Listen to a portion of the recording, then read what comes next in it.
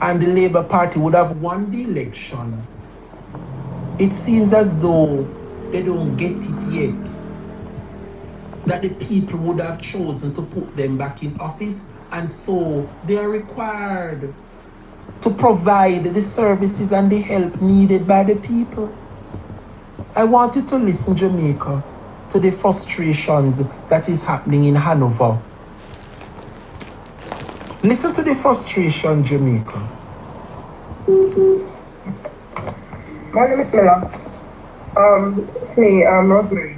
I went to the meeting down by Western Park, over the Anglican Church Hall. They called me, I was called. My name came down on the list, and I went to the meeting. While some of my friends were there, they get a text message on their phone for 500,000. They asked if I get it. No. Eventually, I stayed there at the meeting, and they called me up on stage to hold up a placard of $75,000. That's the card I got to hold because my house completely damaged. I lost everything, and that's the amount they say I should get because of the placard I get to hold up in my hand. I asked if I'm gonna get a check or anything. They said no, I'm gonna get a card.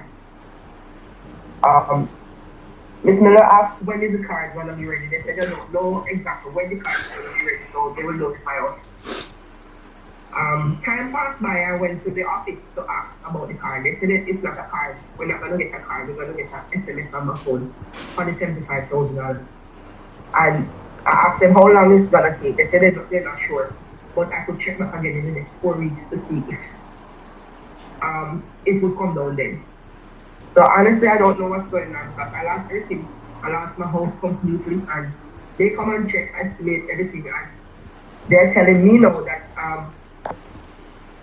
it's $75,000 placard and BOLO, so I just have to wait until it comes down. Then I can check back the office in 4 weeks' time. You listen to this, Jamaica. You listen to this. Tell me if this is not the art of scam. Tell me if the Jamaica Labour Party is not the art of scam. This is a total fraud. Imagine the people would have suffered for the past 6 months. Terrible. Live right now. What's up, guys? And when them reach, you are going to tell them, say, I want car, them are going to get, and we have to go come back in 4 weeks' time. This is a scam, Jamaica, and we demand answers from the Jamaica Labour Party. This is total madness, total unacceptable. This is a scam, Chico. This is a scam. And so tomorrow morning at 9 o'clock, we all will be gathered here and all the PNP platform where the answers must be given. The questions must be asked. Can you imagine? They carefully think through this in Jamaica. The Labour Party carefully think through. It was all thought through. Take them picture. Give them the 75,000 and take them picture. See there, then can't see a line because a 75,000 and take picture with them. That the time the recipient must get 200, 300 and 500,000. A picture is worth 1,000 words. Wow. And the Jamaica Labour Party go around and scam the people them. Listen to the voice note. And it's many other voice notes just because, you know, me I don't care what me have to go put on me pap Jamaica. I have to put on dinner. It's 3:30. So I have to run well left for no. Me know I love the teacher, I know I love the class, but tomorrow is another day. Can you imagine? No, big up J Brad, I swear. Me can't play all of them up in the afternoon. Listen to the woman's cry. J Brad not easy at all. It's really sad though in Jamaica. It's sad, I'm not lie. Very, very sad what is happening. Over the Anglican Church Hall. They called me, I was called. My name came down on the list, and I went to the meeting. While some of my friends were there, they get a text message on their phone for 500,000. Hey Jamie, what's up? I said no. Eventually, I stayed here at the meeting and they called me up on stage to hold up a placard of $75,000. That's the card I got to hold because my house completely damaged. I lost everything. And that's the amount they say I should get because that's the placard I get to hold up in my hand. I asked if I'm gonna get a check or anything. They said no, I'm gonna get a card. Miss Miller asked when is the card gonna be ready. They said they don't know exactly when the card is gonna be ready. Shaka film, big up. Time passed by, I went to the office to ask about the card. They said it's not a card. We're not gonna get a card. We're gonna get an SMS on my phone for the $75,000. And I asked them how long it's gonna take. They said they're not sure, but I could check back again in the next 4 weeks to see if it would come down then. So honestly, I don't know what's going on because I lost everything. I lost my house completely, and they come and check and make everything. And they're telling me now that it's $75,000 placard and all. So I just have to wait until it comes down. Then I can check at the office in 4 weeks' time. Wow. Mighty God, my heart bleeds for the people. Wow. Where is the Prime Minister? Eh? Where is the minister who has the responsibility over the roofs program? I heard he's in Finland. Eh? Can you imagine? This is nothing short of a scam, you know. Fraudulent activity. But I left to Dr. Dayton Campbell Manning and Nikisha Burchell. Oh, tomorrow is gonna be busy. Oh my God. Jamaica? All day tomorrow, me have to go live. What if you could make a song using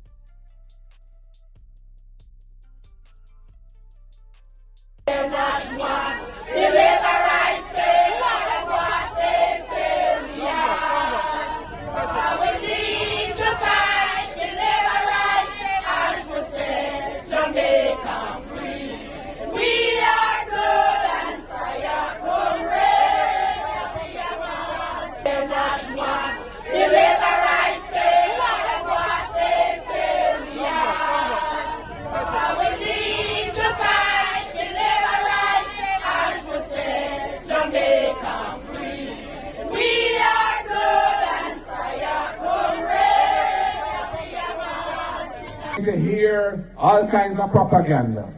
You're going to hear all kinds of lies and deception. There will be tactics used to try and buy you out. There will be tactics used to try and frighten you away. And I only have to say one thing to you tonight, comrades. We are blood and fire comrades, and we're marching on to progress. And we will stand firm. We will not be bought because we are not for sale.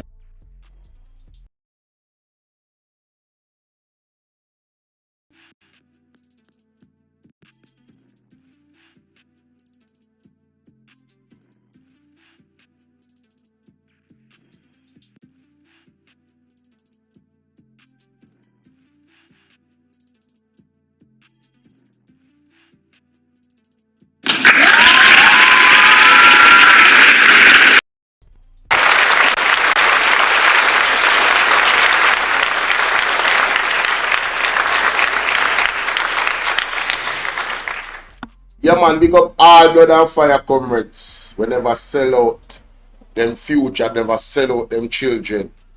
You understand? Big up on yourself. We go out and vote for policy and not party. We are real manly heights. You understand? We're not afraid to tell the PNP if them not going good, them not going good. We're holding the party accountable. You understand? Yeah man, you know, still like somebody elaborate them. Everything them do, everything the JLP them do, them right. Nonsense. Jamaica, you know you walk one in Westmoreland. You know you the voice note I played earlier. The lady say one of the persons that were supposed to get the you know, the benefit for the roof program lost her house. She doesn't have anything, Jamaica. She's not living anywhere. And she was assessed by the government. Yes, she was vouched for by the MP in our constituency or by the councillor in our constituency. So this is somebody that's not telling a lie about their situation. And she's one example. And I guess this morning we're going to hear about the housing crisis post Hurricane Melissa from the People's National Party. Jamaica wanna know say me no sleep last night. Because this is my time to sleep and I'm up. So you see everybody who watch me right now, wanna show the platform some love. In any way you can. Liking the video, sharing the video. On TikTok you can send GIF. On YouTube you can send GIF. On YouTube you can send donations to the Cash App or the Zelle, whatever. It is pinned in the comment section. I am monetized on BOLO V&R 2.0 all the way. We can get super chat, everything. So I want to just bless up the platform. Because I burn the daylight and the midnight oil to come live this morning to cover this thing. It is that important, Jamaica. There is a serious crisis happening in Westmoreland. It appears as if the Jamaica Labour Party is holding. How you doing, Martha? It appears as if the Jamaica Labour Party is spiting the citizens of the country that did not vote for them, because there's a large cluster of people in Westmoreland that did not vote for them. There's a large cluster of people in St. Elizabeth that did not vote for them. There's a large cluster of people in Hanover that did not vote for them. And there's a good cluster of people in St. James that did not vote for them either. And it appears as if these areas are being victims of political victimization, are victims of political victimization. This is what it appears as if. Uncle Mark Wagwan, wanna know so me have to burn the fire before the conference start. You understand? Because how can you have 6 months after Hurricane Melissa, how can you have this happening? To the people that are victims of a natural disaster. You want one government wicked and anti-honest government? Them take the record for the wickedest government in the history of the Caribbean. I have never seen how any other government wicked than them is a government that was never a government. A pre-slavery. That I did when slavery went go on. You understand? When slavery was happening, those persons that were governing slaves, Andrew Holness and them in the same league. His only thing said him can't trump the Constitution. Right? The Constitution then and we like a man. And Pastor Peter Chambers, he don't tell you that already. The Constitution are black him from do certain things when him sign off on a window. Thank God for the Constitution. Thank God for God. Thank God for man like Mark Jefferson. All of the PNP out there that was saying that the People's National Party is not doing enough. Let me tell you something. There's something called evidence gathering that I want to need to understand. Evidence gathering. Right? When you have tried an approach and you have come before the people and you have given them a manifesto with love and they basically shunned it. You guys did not come out and vote, the ones that didn't. And others voted for the JLP. Even after you heard what the PNP had in store for your children. First in the family. To increase education at the highest level. I was talking to my good brother Sydney last night. We was up late last night on the live. We talked about different things that the PNP had pretty much offered the people as a promise in their manifesto that they would do if they were to come in power. And you guys showed that in the dirt. The rent to own initiative. Do you know how much people in Jamaica is renting houses? Do you know how much people in Jamaica is renting a house? They don't own one. The rent to own initiative was perfect. A perfect plan. And we see Barbados, big up Miss Mia Motley. She has taken on the idea and ran with it, Jamaica. And you think the people in Barbados are not happy? But we in Jamaica, that plan alone should have won the PNP, the election. Mighty God of Daniel. That would have been the greatest transfer of wealth. That would have been the greatest transfer of wealth from the government from what we call crown lands to the people of Jamaica. If you guys had really looked into what the PNP had to offer. No, them not campaign for no local government election. Didn't you guys listen to Dre Bryan show yesterday when T-Play came up? The local government election is fixed. You guys don't realize that the Jamaica Labour Party is crumbling right before your very eyes, you know. You guys are not listening to my platform. You're not listening to the prophetic word that I have been replaying for you to understand what is happening. The people are rising up against the Jamaica Labour Party, and it's God that is putting in this resentment and waking them up and opening, taking the scales off their eyes. Even the Labour right them a ball out. You don't realize what happens slowly but surely. There is an energy, there is a force behind everything that has been working slowly but surely.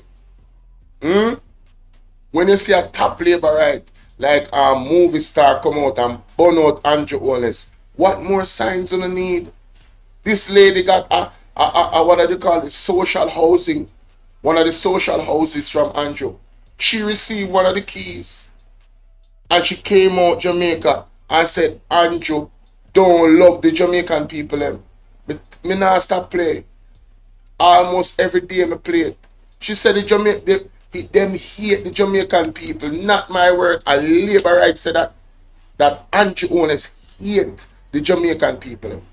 What I mean, what else do you want? When a Labour right, a top Labour right can come to that conclusion. Only see what happened with Rosie. Them a try to quell down that the voice note they like say nothing never happened. But Jamaica, it happened. We all heard the voice note.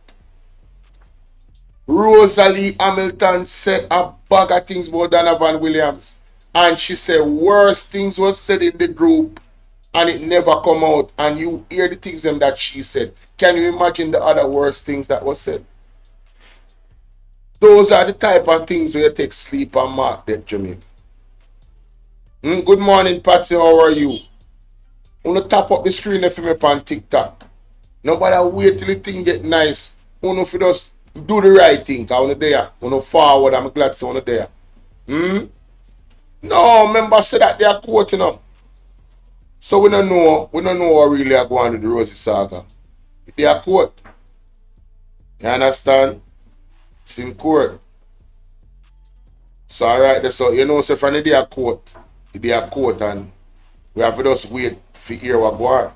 When the hear no case get thrown out yet. But the case can't get thrown out neither, because guess what? Ladies and gentlemen. Everybody hear the voice note. This is a matter where the Integrity Commission have to go investigate. MOCA, JCF, JDF, everybody have to investigate that. Those claims that she made has to be investigated. Right? And we don't understand why Donovan Williams is not in front of the Ethics Committee. But that's not why we're here today, Jamaica. The people in the West, the people that was famished, damaged, lost everything, emotionally, spiritually drained. After 6 months going into 7 months, the people have not seen the type of relief and response from the Jamaica Labour Party. I don't know what the PNP coming to tell us today, no? But based off the little I've heard from this lady voice note that I played earlier when the show started, if this is what is going on, what appears to be one big old scam, the lady get a placard with $75,000 to put up like so Jamaica. When she's supposed to get 500,000, you know, and them tell her to hold up on placard like this and take a picture, according to what the lady said, with 75,000 on it. Make that make sense? When you say play it again, Shaka, hold on there. Let me play it again. Kind of low, I don't know why, but I play it again still. I play it again. 1 second. Please. I play it again. History. I'll Dre Bryan missed play it last night. Hold on. See that. Crazy or not, witches are born on my God. Jamaica, full swing. And the Labour Party would have won the election. It seems as though they don't get it yet. That the people would have chosen to put them back in office, and so they are required to provide the services and the help needed by the people. I want you to listen, Jamaica, to the frustrations that is happening in Hanover. Listen to the frustration, Jamaica. My name is Miller. Rosemary. I went to the meeting down my West Taylor Park over the Anglican Church Hall. They called me, I was called. My name came down on the list, and I went to the meeting. While some of my friends were there, they get a text message on their phone for 500,000. They asked if I get. We're live. Good morning, Jamaica. Thank you for joining us at the office of the Leader of the Opposition for another press conference on Jamaica's pressing national issues.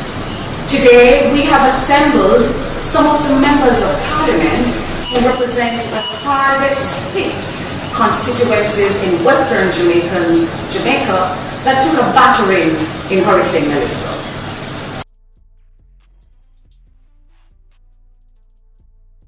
In Westmoreland, today we also speak on behalf of the entire parish of Hanover. We speak on behalf of more than 50% of St. James through South St. James, and later you'll hear from our representative from St. Elizabeth.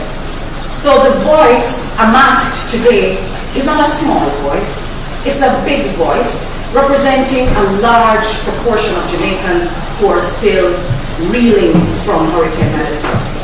We're not yet at a point where we can say like the government that we're resilient and strong. We're still struggling. So today I'm going to invite my colleagues to tell you what is the lived experience on the ground in their constituencies. And I'm going to start with our General Secretary and MP for Eastern Westmoreland, Dr. Dayton Campbell. Thereafter, you'll hear from Dwayne Vaz, the MP from Central Westmoreland, Ian Hales, or MP from Western Westmoreland. You'll then hear from Andrea Perkis, who is from Hanover, and then Nikisha Burchell, South St. James. Zulika Jess from Northeast St. Elizabeth will close the MP's presentation. Thereafter, you'll hear our policies, a review of the government's policies and our proposals through our spokesperson for housing, that is Dr. Professor Floyd Morris.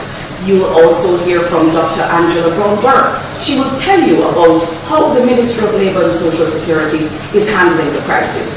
And then our party leader and president of the People's National Party, Mark Golding, will give you the leader's statement on the crisis. Please welcome Dr. Dayton Campbell.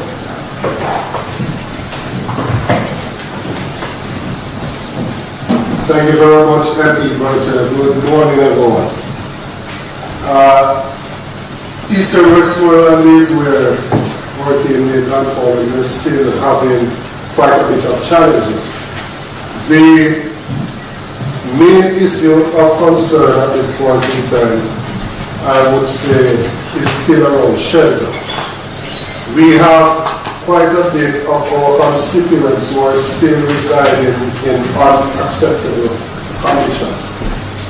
I went to a community by the name of Amity recently with a group that was making a donation. And one of the residents spoke to the condition in which he is living. And what he has to do is to use a tarpaulin and the back of it to prevent some of the wind from coming in is actually the side of a grave. That's the reality as to how persons are still living within the constituency. The roof program, as outlined by the government, has not benefited everyone that is affected as yet. I'm still hopeful that those who remain without any level of assistance will receive the assistance in due course. And the way in which it is structured is causing quite a bit of heartache as well. because the fact that only selected hardwares were chosen has caused some of my constituents, for example, from Betterton, who have to go all the way to Savannah Lamar to get the supplies. They have actually spending about 80 to 100,000 in transportation costs. So just imagine that you've received the 500,000 because your house is totally destroyed. But because we did not select a hardware in Betterton or one elsewhere in the eastern Westmoreland, you have to go all the way across the parish. The transportation cost to bring the goods to where they live has caused them to be losing about 80 to 100,000 out of the sum that could otherwise go to the building material.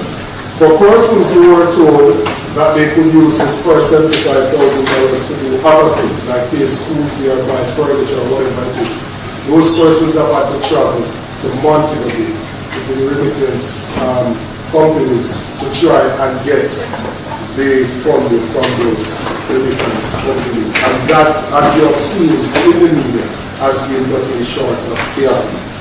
I've had the discussions with the minister about us having at least one location in each constituency, preferably if you could have one location for the hardware in each division, electoral division.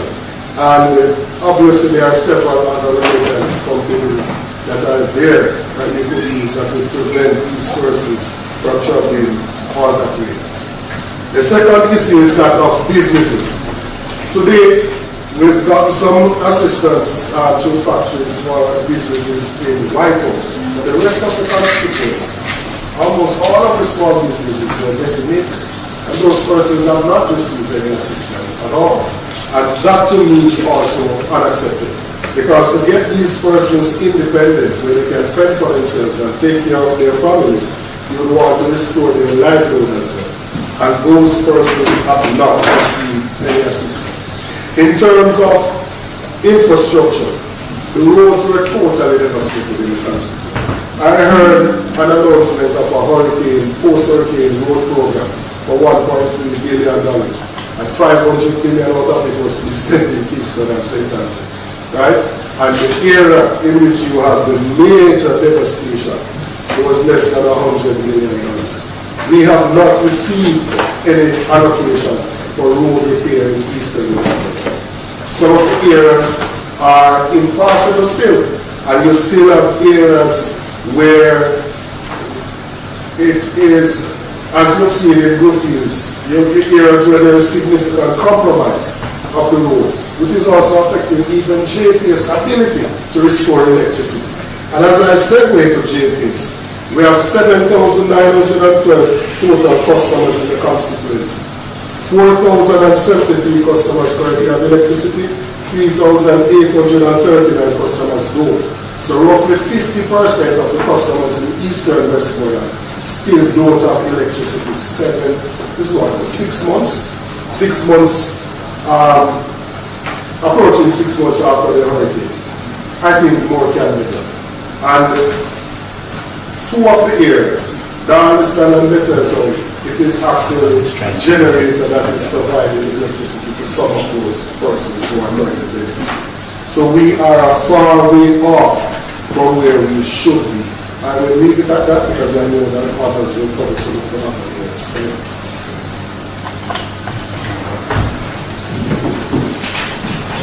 Good morning, everyone.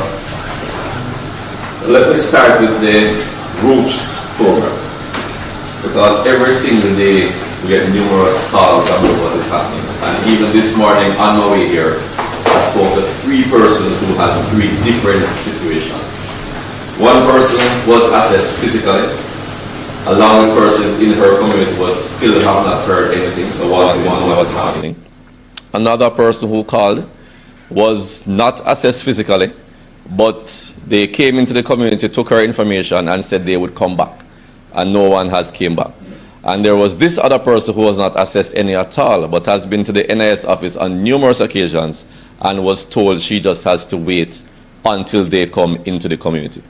These are serious situations that we're having, because after 6 months, I've still not been able to pick up the pieces after such a devastating hurricane. and they are frustrated because they don't know what is really happening with regard to the government assistance. And this is the only substantial program that has been implemented.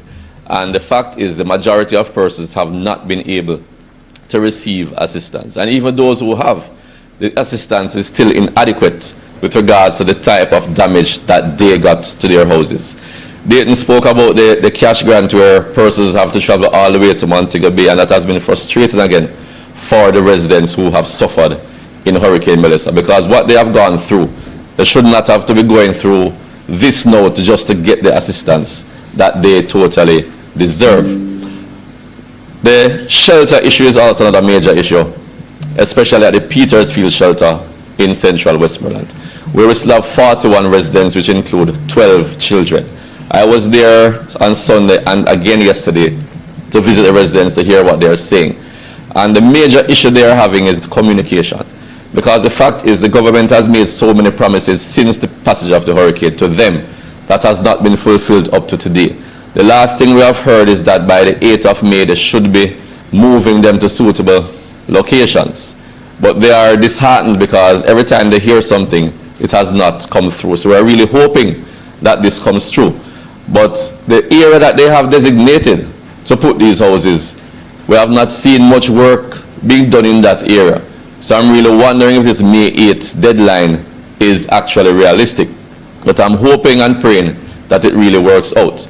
And another issue we're having is that, as I said, with communication, even with myself, the ministry personnel came down, toured the sites, and not even the common courtesy to invite the member of parliament, who the people are calling every day, to at least have that part of communication where we can liaise and let persons know what is happening. And I think that is unacceptable. But what is really bothering everybody is the condition that the persons are living in. And when you visit the shelter, it's really disheartening. You really pray and wonder what will happen to these persons. But we're really hoping that this May 8th deadline doesn't pass. And we're also asking the minister to really think about the persons who left the shelter, because persons who would have given, they have given certain ultimatums to leave the shelter at different times. Not everybody stayed, some people left. But if you visit the communities, you see people under tents, literally, because they had to leave the shelter because they thought they would have been thrown out. So they left, but some of them are living in really deplorable conditions. So what I'm saying, the ministry has the information because you took the information from these persons. So if you need help to go and find them, you can also contact me because we know where they are. But persons who have left the shelter, we're also asking to remember them when the housing solutions are being provided. The road situation in central Westmoreland is horrible.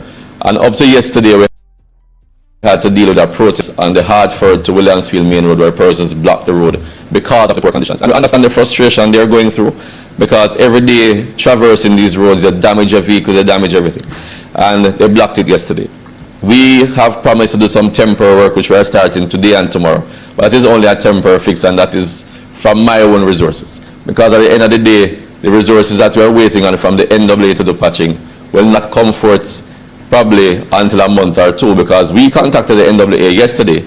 We heard that we will get a new patching program in the new financial year, but we were not able to get a timeline from them as to what date it will be done. And we have many other areas like this across the constituency where I know people are very frustrated about what is happening. And there's also a bridge situation, because we had two bridges that were seriously devastated in the hurricane. That would be adding to one we had before in Fuller's Field. But in Frome and Grange, serious deterioration. And the Frome one, we have had two major accidents already. One person died in a bike accident, and then we had a head-on collision after. And in Grange, up to yesterday, a car fell into the area that has been deteriorated. So we're asking the government to move speedily on this, because we have not been able to hear from them as to when some serious work will be done in these areas, because we did not see anything in the budget and we have been asking, but we have not been able to get a real response from them. And before I close, just quickly, electricity restoration. Most areas in Central we have gotten electricity, but we have had a lot of pockets in different areas where some sections have light and some don't. And we have been in contact with the members of the JPS, but what is really happening, as they are saying, they are short staff. I guess because the team that came to assist has left for the most part. So the local team is saying they're short staff with regards to getting the work done. So we're asking if anything can be done to improve the levels of service that the JPS has so they can go out there and quickly restore, because I didn't have electricity for 2.5 months and it was so frustrating. So to imagine being without it for 6 months, it is really unacceptable for where we are in this country, and we should have had that sorted out by now. But I'll leave the other issues to my other MPs who will speak soon. Thank you. Good morning. Party leader, colleagues, good morning. 6 months after Hurricane Melissa, the people of Western Westmoreland is still suffering. And how are they suffering? For those that who have been called by the ministry to collect a check, they're still, majority of them are still waiting as we speak. And if you do get a call to collect a check, most of the citizens from Western Westmoreland have to travel to Montego Bay. Not in Westmoreland, but to St. James. For those that had the little shops on the corner and do a little commercial activity within a lot of our communities, they haven't gotten any assistance as yet from the government.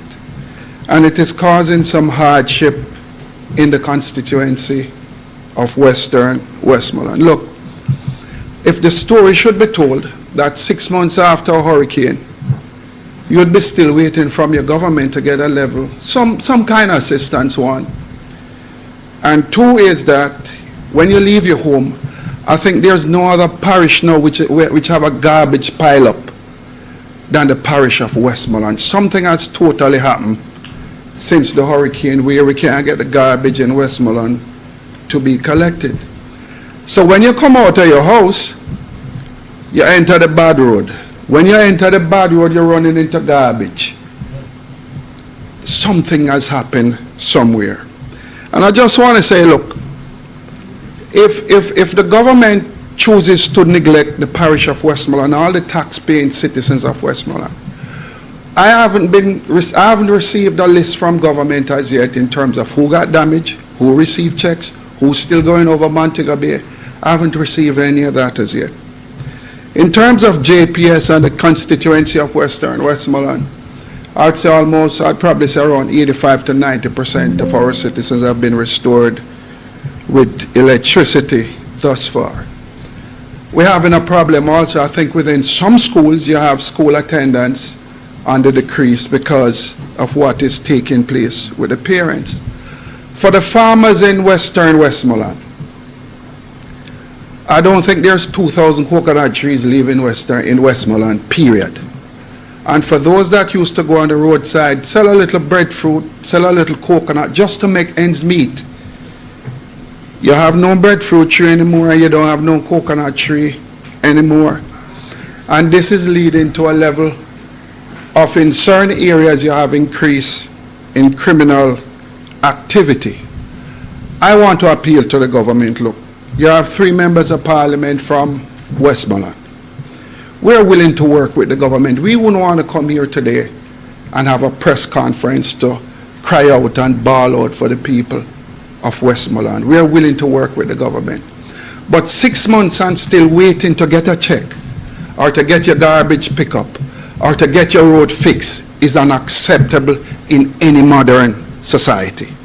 So I want to appeal to the Minister of Local Government, to the Prime Minister, and to just ask, how much more can the people of Westmoreland accept or take before they start taking to the streets? And, you know, we're doing a lot in terms of holding down these demonstrations, which plan every single day, you know. Because MP Vaz just spoke about what? I have had to at least basically stop at least 5 or 6 demonstrations because it doesn't do me any good and it doesn't serve the country any good. So once again, I'm asking the government, I'm appealing on behalf of the people of Western Westmoreland, the citizens. We need our garbage to be collected. It is 6 months now. We have been waiting. We need our roads to fix it. 6 months. We have been waiting also. I appeal to you. Make we help the people of Westmoreland get over the problems that they are now faced with. Thank you.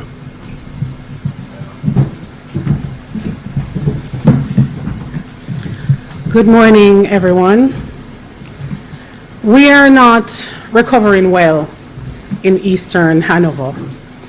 As it relates to the roofs program, I believe a more comprehensive assessment must be done for it to make sense. A number of persons would have left their communities to find shelter after the hurricane. So I am appealing to the minister to extend that period and continue to do some assessment. There is a lack of communication and dissemination of information when it comes on to the general public. And I can cite instances. Miss Angela from Claremont in Sandy Bay Division went down to Lucy to the launch of the roofs program. She posed on stage with a $500,000 check. You can find her picture on the Prime Minister's page. Miss Angela's home fell to the ground. Her shop fell to the ground as well. But let's focus on her home. Miss Angela received $200,000. Miss Angela went to the office in Lucy, the NIS office in Lucy. She was not helped. There must be a better way. There has to be a way to assist persons. If an error is made, there must be a way for it to be corrected. It can't be, we can't help you, nothing can be done, go to your Member of Parliament's office. Another situation with regards to the roofs program, a lady from Chester Castle, she lost her cell phone. She went to the office, she got no help at all. That lady turned up to my office in tears. We must do better. As it relates to the schools in Eastern Hanover, all 3 high schools have been damaged. No work has started as yet. At Naculva Technical, we have students from grade 9 to 11 attending for 5 days, grade 7 to 9. They're alternating 2 days, 2 and 3 days weekly. Mount Ward School does not exist anymore. School is being kept in a church hall. Hopewell High, no repair has been done. Merlin Otti, no repair has been done. I am appealing to the Minister of Education to come on the ground in Eastern Hanover and do it with urgency. We need your attention in Eastern Hanover. With regards to the shelters, we still have 19 persons in shelters in Eastern Hanover, but we are deeply concerned as the hurricane season is around the corner and over 90% of our shelters are still damaged. Road rehabilitation is not happening. We had deplorable road conditions in Eastern Hanover before the hurricane. Spark program and patching 3 roads in the constituency is simply not enough. Again, our roads were very bad before the hurricane. Places like Milestone, Jericho to Cascade, Maryland, Cash Hill, Ramble, Flint River, through Cold Spring to Woodsville. These are areas that need urgent attention. It is not fit for daily commute. As it relates to electricity, most of the constituency got back electricity. We only have a few areas in Chester Castle Division and one area in Hopewell Division, Woodsville, that is still in darkness. We have noticed a trend in Eastern Hanover, and I must highlight this. We are on the ground. We know the areas where most of the citizens would have voted for Jamaica Labour Party. We know the areas as well where they would have voted for the People's National Party. In areas like Bessie Baker and Axandas, Pumpkin Bottom, those are strong JLP areas. Beneficiaries have received their monies. I am asking you, Minister, what about the other areas? What about the people in the other areas and the other PDs? Regardless of who they voted for, they are still waiting. When Hurricane Melissa came, it did not knock on doors inquiring about political affiliations. It didn't. Before it disseminated, families were displaced. We have persons who still have tarps on their houses. I am asking you to pay attention, Mr. Prime Minister, to all of the people of Jamaica. I am the Member of Parliament for Eastern Hanover. I am not the Member of Parliament for the citizens in Eastern Hanover that voted for the People's National Party. I challenge you, Mr. Prime Minister, and his cabinet to do same and take care of the Jamaican people. Thank you.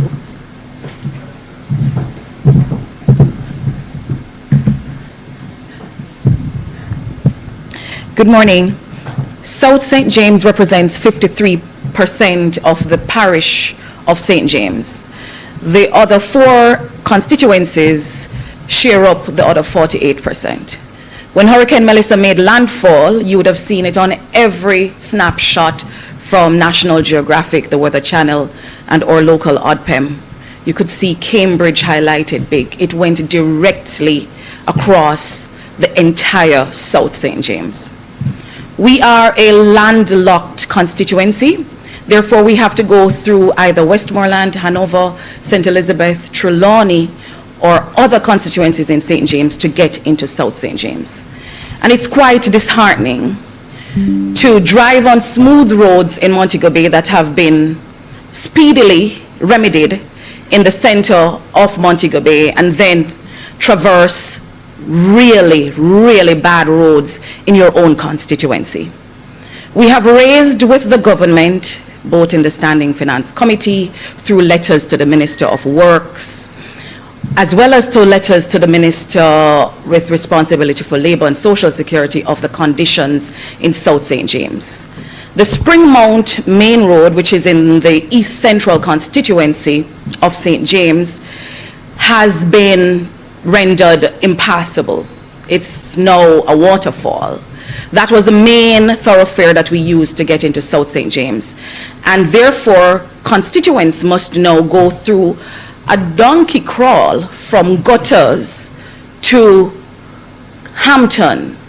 Most of that road, again, is not in South St. James, but I have to lobby for representation for it to be fixed because it's just a track. It has precipice along the sides and is really a dangerous route. The residents are threatening to block that road again. And we're asking for some attention from the local government to this road immediately.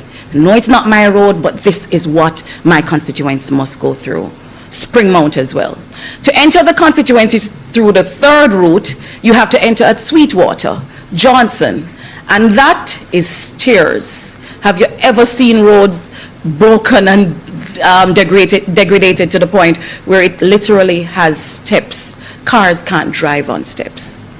We're asking for, if it's even a little marl, so we can have that road passable so that heavy units can come through that location, bringing in relief supplies, bringing in material to rebuild homes, and taking out our agricultural produce to market. I must explain to the constituents of South St. James that the Member of Parliament has not been given the $10 billion the government boasts about for home repairs in South St. James. I don't know. Someone yesterday in Stonehenge, a constituent, said to me, maybe if more JLP MPs were affected by Hurricane Melissa, then the MPs would have been included in the decision and also in the process of getting relief to the constituents. It is sad that a disproportionately higher number of these constituencies are represented by the People's National Party.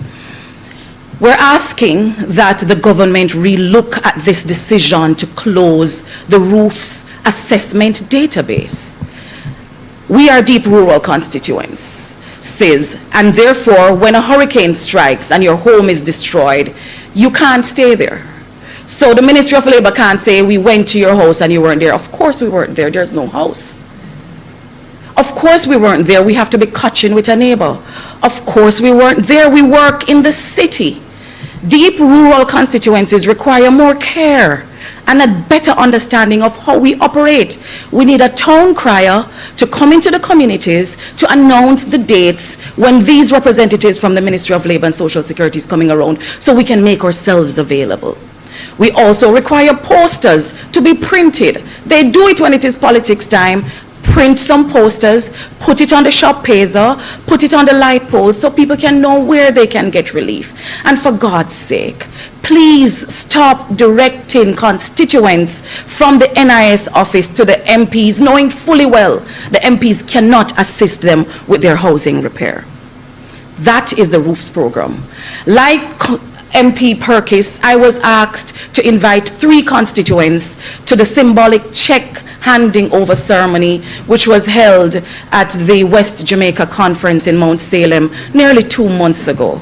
And if you go on that page, there's a gentleman from my constituency. His name, we call him Manawal. Manawal was cheesing with me and the minister with a check saying $500,000.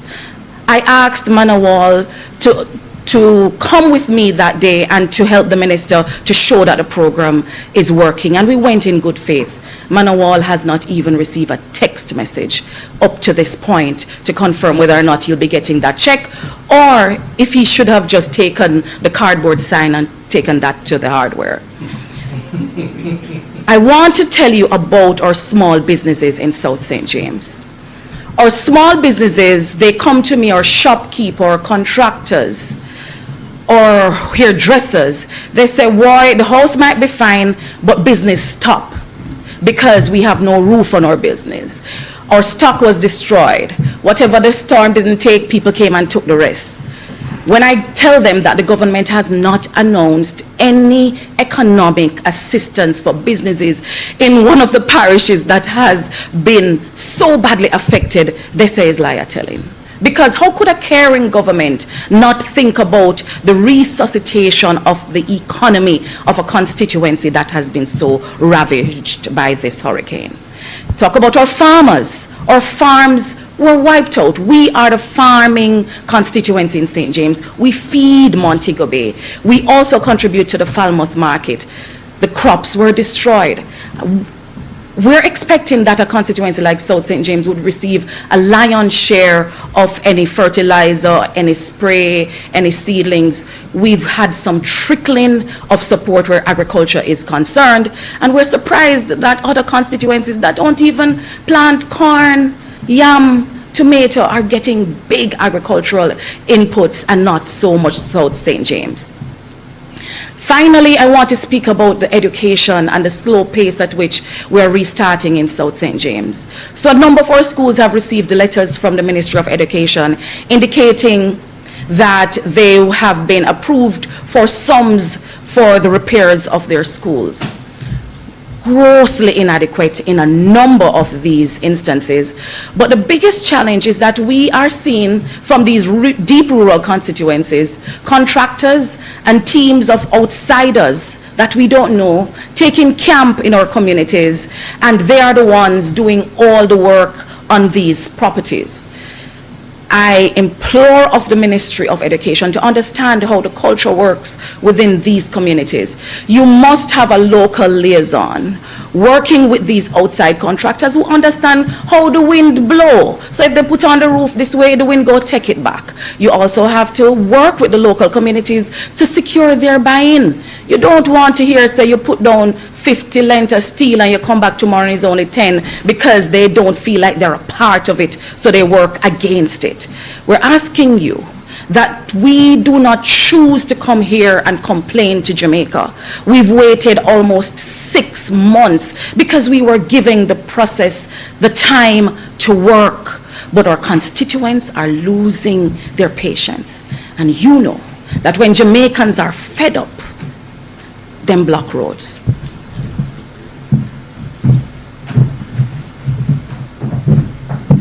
Good morning. There are three critical issues that have been affecting the constituency of northeastern St. Elizabeth since Hurricane Melissa. The first issue has been adequately ventilated by my previous colleagues, and that has to do with the issue of housing.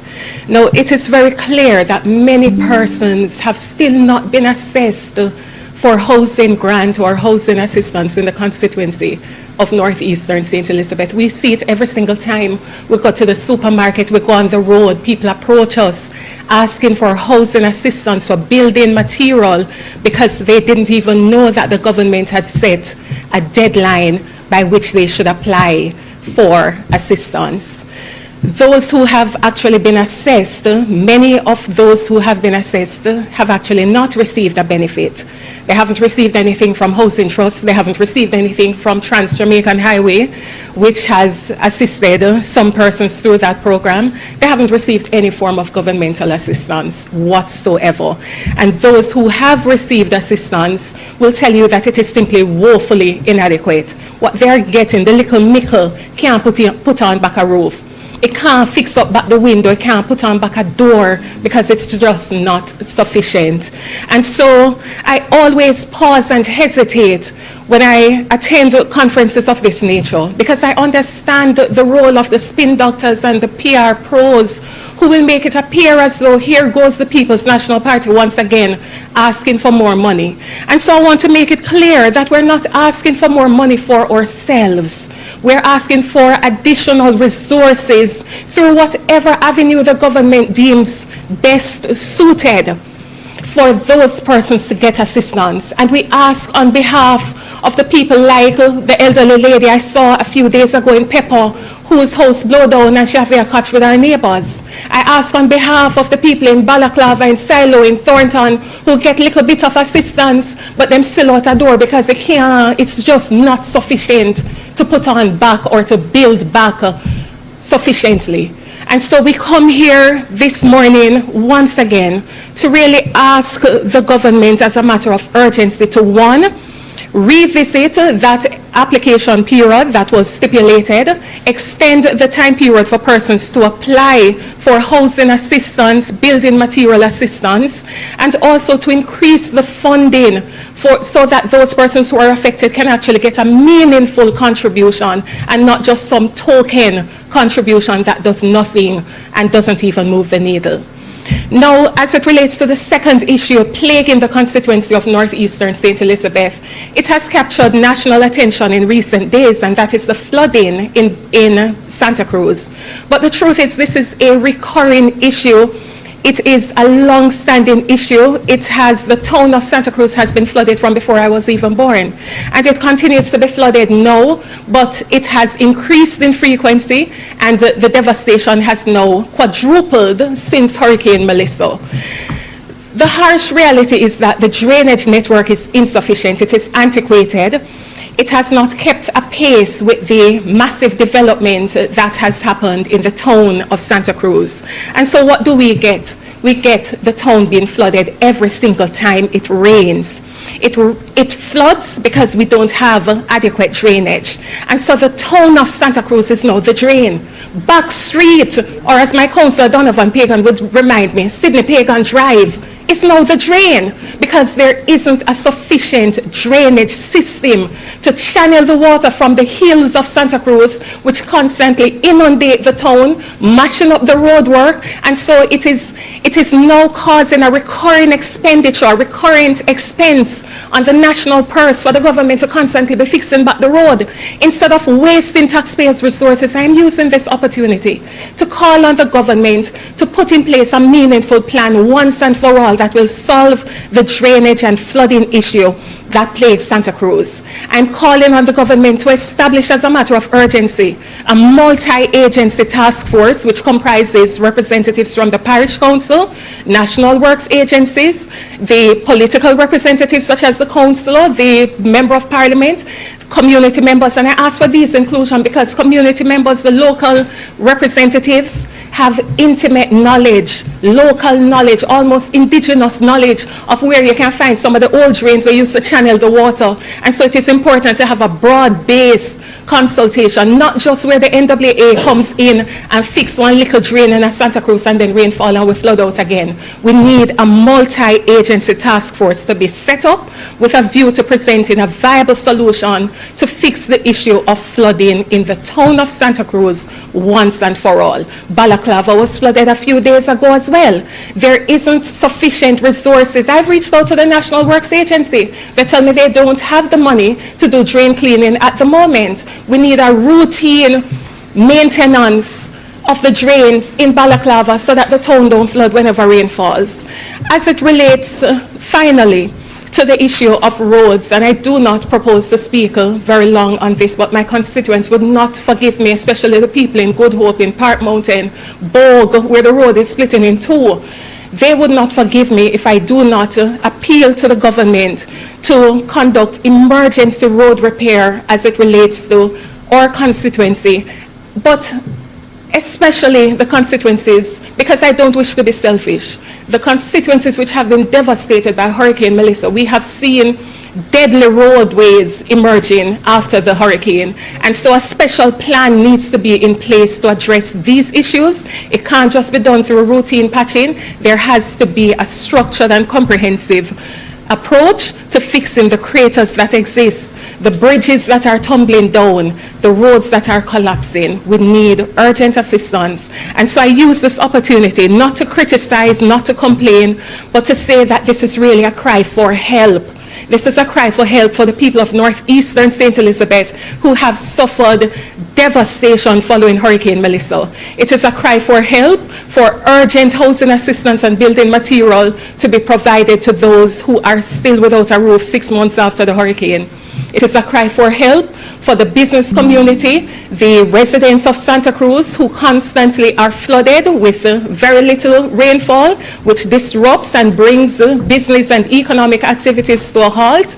It is a cry for help for those along the Lacovia to Burn Savannah main road who are fearful of being washed away like how the water washed away the bike a few days ago. This is a cry for urgent assistance and intervention so that people can actually build back better. Thank you.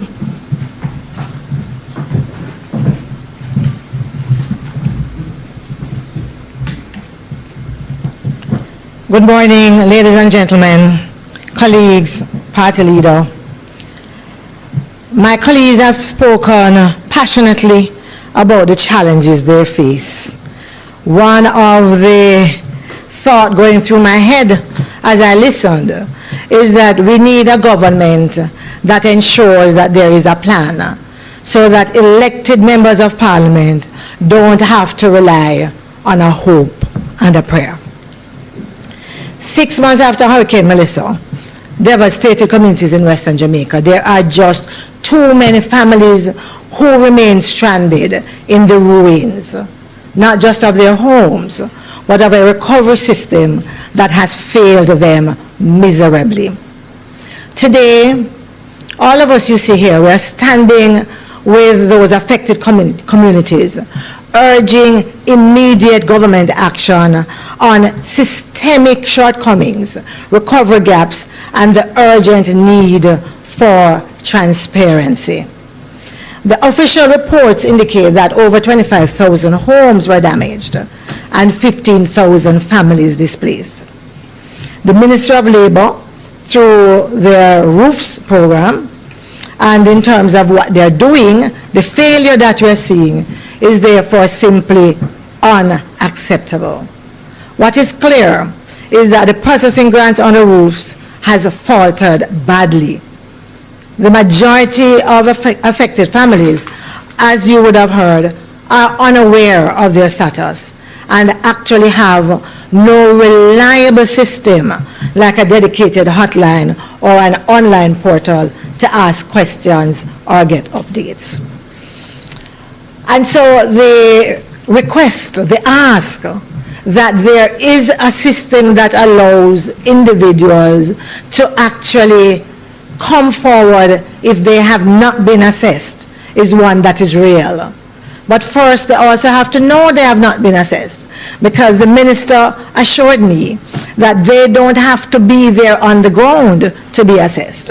And therefore, if individuals came into the community, I am going to assess if I live in that community. I am going to believe that I have been counted.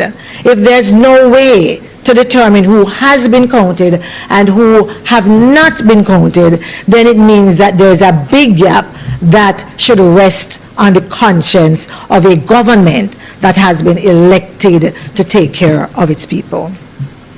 The current system being used, as you would have heard, create further distribution barriers, forcing rural residents to face long trips, as you would have heard, multiple visits, each costing money and time that could have been better used. These issues don't affect one parish, but the story is the same across several parishes, which therefore points to a systemic breakdown that real families endure every day. What is now clear as well is that the broader recovery also lags way behind the promises that were made by the government. In fact, many of us would have remembered that they committed at least 12,000 homes by January for grants and 2.5 billion in aid. Yet, we are learning that only 3,200 grants have been delivered, with 70% of the affected parishes still awaiting meaningful assistance. By any measure, by any yardstick, this is woefully inadequate. For those who have been assessed and have actually received grants, there's also still some clarity that is required. So, for example, how does a family whose house has been totally destroyed end up on the list of those getting $70,000 rather? How do they get on that particular list and not on the 500,000 list? How do individuals who live in a community, a yard with several houses, see their neighbors receiving grants and cannot get a response from the ministry, from the NIS office, from the parish office about where they fall, if they do, on any of those lists? And I suspect that for many of those, the issue of clustering is something that needs to be looked at. The issue of our ministers having an understanding about how everyday Jamaicans live and what constitutes a household becomes also something that we have to look at. This morning on the news, I heard a statement from the minister saying that they are only giving one grant to a household. And that's fine if that were to be true, because others will tell you that it's not. But let's assume that that is true. Then the question becomes, how do we define a household? And from everything that I'm picking up from the ground, some households have been made invisible by the system that the government is using. And I'm being generous, because others would say that some households have been made invisible because of the politics. The public has not been provided with explanations about the shortfalls that we are seeing. We have got no firm timelines to complete the distribution. And the result is that citizens who bear the burden are once again left in the dark and without answers. So today, we are talking. Sometimes you get the sense that the government really wants from the opposition for us to be on our knees and to be begging for our constituents to get their just compensation. The Prime Minister says from time to time that the opposition only talks. The truth is that's our role, because we are in opposition. We are not the government in charge of government resources. Although many of you would have seen a lot of efforts that were done through charities and collaboration. But yes, we are talking, and we will continue to talk until we see action taken. Let's talk a little bit about the WePay system, which was launched on January 30th with the National Payment Corporation of Jamaica for $500 million in disbursements, but which is obviously nowhere ready for broader rollout. What we have seen so far, that it has been operationally about 20%. We have seen payouts funneled through one loan, Montego Bay Western Union. Is that system set up and ready to serve other parishes? I believe that's a question we ask, and that's a response that we require, because we believe that it is wicked and unjust to pretend that this limited pilot can serve Jamaica-wide needs with families in St. Elizabeth, in St. Anne, in Hanover, in Westmoreland, in St. James, who are still in limbo. In fact, my information is that there are parishes where nothing has been put in place for it to be rolled out in those parishes. There's no QR code for anybody to get. Yeah? The back office isn't ready. And so what we're asking for is for the pretenses to end and for the government to come clean and tell us what is happening.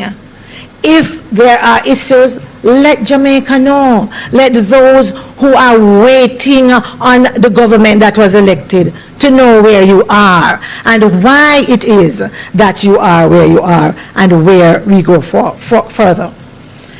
And so today we call upon the government to act decisively, to expedite the approval of roof grants with fully operational query hotlines and online portals that allow Jamaicans to ask questions and to get answers.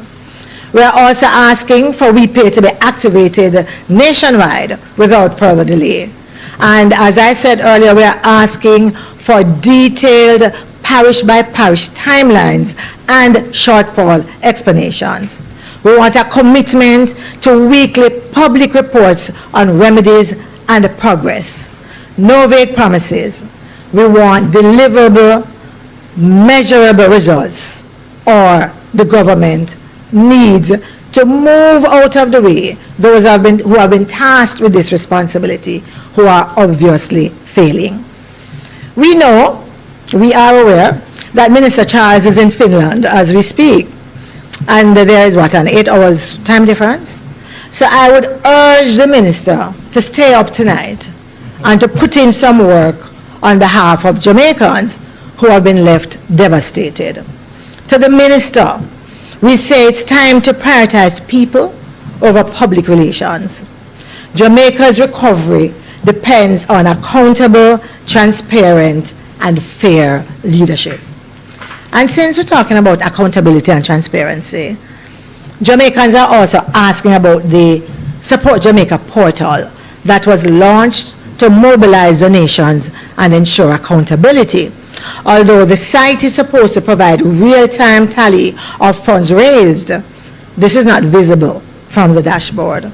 And so the government needs to indicate where that information can be accessed, how do Jamaicans track donations received, and how those donations are being disbursed. Too many Jamaicans are suffering without a meaningful pathway to restore order and dignity to their lives and those of their children. Every time, I just want you, as I leave, to leave you with this picture.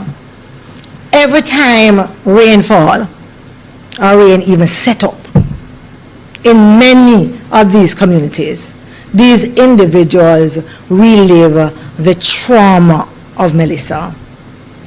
I am asking you, I am asking Jamaica to be vocal about it, to ask the government if they are okay with that level of trauma day in, day out with Jamaicans who have done nothing wrong for which they should be punished, who elected a government that they thought would be able to act transparently, fairly, and on time.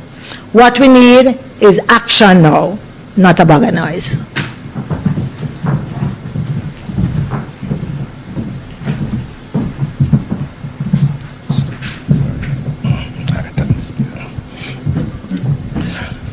Ladies and gentlemen, Leader of the Opposition, colleague parliamentarians and members of the media, pleasant good morning to you all.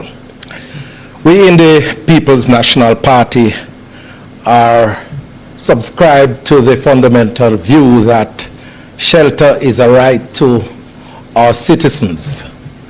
And as such, we believe that after a natural disaster such as Hurricane Melissa, that it is the duty of the government to restore to near normalcy as possible to every citizen that has been affected in terms of their homes. These are individuals who have labored and toiled to build their houses. Some have thrown their partners, some have done their round robin. And within 30 minutes, based on the hurricane, their investment were destroyed. It's not a fault of theirs, it's natural disaster. But any caring government is going to move with alacrity to ensure that these individuals get as much assistance as possible to build back their homes. And we have seen and heard talks and promises from the 29th of October, the day after the hurricane, about the extent of assistance and support for Jamaicans in the affected parishes with their homes. And very little has been done based on what my colleagues have articulated. A peep into some of the available data tells me that 113,000 individuals have been assessed thus far. Of that number, 42% suffered minor damage, registered or assessed with minor damage, 40% major damage, and 18% severe damage. That means their houses were totally destroyed. I want to look primarily at the latter figure of 18%, because 18% of 113,000 amounts to approximately 20,000 households. My mathematical calculations, based on the policy articulated by government, says that those individuals would receive $500,000 because they would fall in the category of severe damages or total destruction. That is $10 billion. The government announced a program for $10 billion. So that means the 20,000 individuals who have suffered severe damage would have eaten up all of the funds allocated by the government. And then the others would have nothing to get. And so we have heard a whole lot of figures being bantered about by the government in terms of how much they have raised in the history of Jamaica. Over $1 trillion. But yet still, one of the areas that has been severely damaged, houses, $10 billion. And I want to call upon the government to make sure that the appropriate resources are allocated to deal with this crisis that we have on our hand. Because if we are talking about building back better and restoring to normalcy our people where shelter is concerned, $10 billion is not going to cut it. It might be a start, but we'll be fooling ourselves if those 113,000 individuals or the 20,000 with severe damages to their homes would be getting any assistance. And I want to touch on an area that from about November of last year, the government has signaled to the country that they will be providing some 5,000 container homes to individuals who have been affected in the hurricane. They have moved to tell us that those houses would be in the island by January. January came and gone. We heard in March that the houses would be here. It is now April. It is now April. My question to the Prime Minister and the Minister with responsibility for housing, where the house them there? Where the house them there? Poor people in Culloden need the houses. Poor people in Petersfield need the houses. Poor people in Jericho need houses. We can't allow our brothers and sisters that we talk about, say we care about them, to be living in the deplorable conditions that they are in post-Hurricane Melissa. And then we make promises to deliver 5,000 houses, and all know we can't see one of those houses being delivered to the people based on the commitment of the government of Jamaica. I'm not talking about what other institutions have done. I'm not talking about what the private sector has done. I'm talking about the specific program that the government has said that they are going to be obtaining 5,000 container homes to deliver to the people of Jamaica that have been affected by Hurricane Melissa.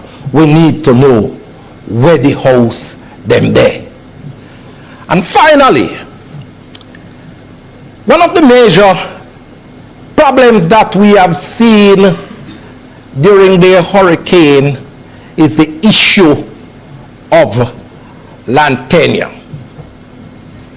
And the government said that it would address it during the recovery effort. Because a lot of the houses, especially in Westmoreland, were built on lands that were leased by the people, and so they couldn't build a permanent structure, and we know what happened with that and the hurricane. I want to know from the government, in this post-Hurricane Melissa recovery effort, what measures have been put in place to ensure that when a man gets the $500,000 check,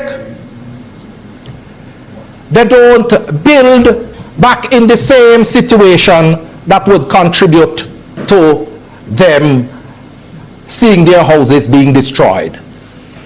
It is the duty of the government to ensure that the people get access to land to build back better than before. The leader of the opposition, my leader, had committed to ensure that we free up some of the lands and make the land available to those individuals who were living on government-owned land, to make sure that we create an access mechanism for those individuals by changing the requirement, the time frame. in which individual could apply for those land in terms of tenureship. We want to know where is the government on these issues, because if it is that we don't take into consideration land tenure, we are not going to be building back better, and we are not going to be building back stronger. I say to the government of Jamaica, come forward, come clean, and tell the people of Jamaica the truth. Thank you very much.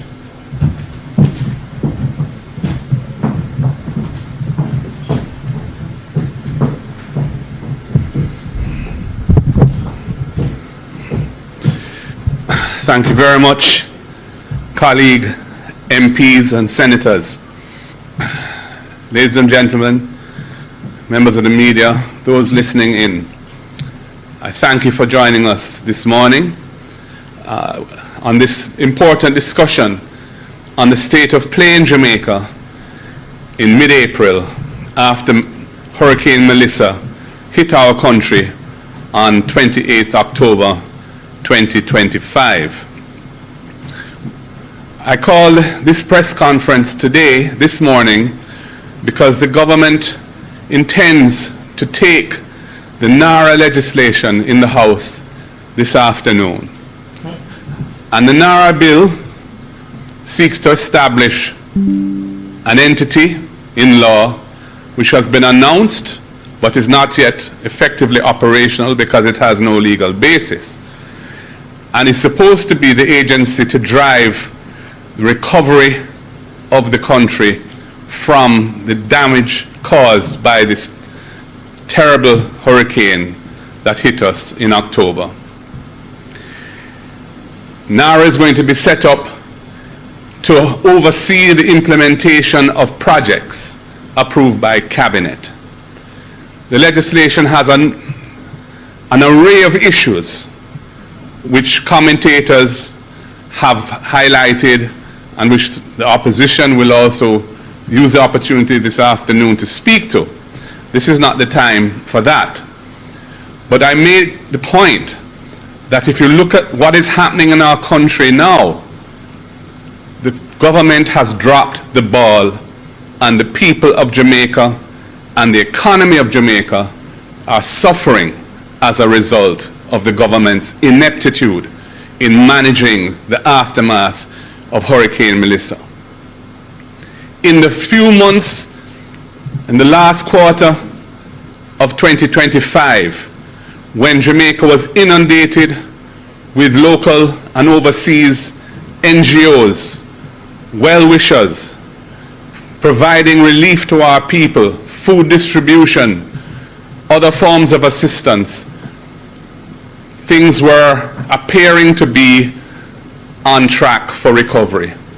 However, that time has passed, and the glaring gaps in Jamaica's response to the disaster have been laid bare. The government's primary program for addressing the shelter crisis occasioned by Hurricane Melissa, the roofs program, is hopelessly inadequate and is being incompetently administered. We have heard from the MPs the horror stories of those who were promised and have not received any support, or the support that they were promised. The difficulties of access, the lack of comprehensive coverage of people who are in desperate need of help. Tens of thousands of Jamaican families are living in a post-Melissa environment where they lack habitable shelter in which they can rebuild their lives.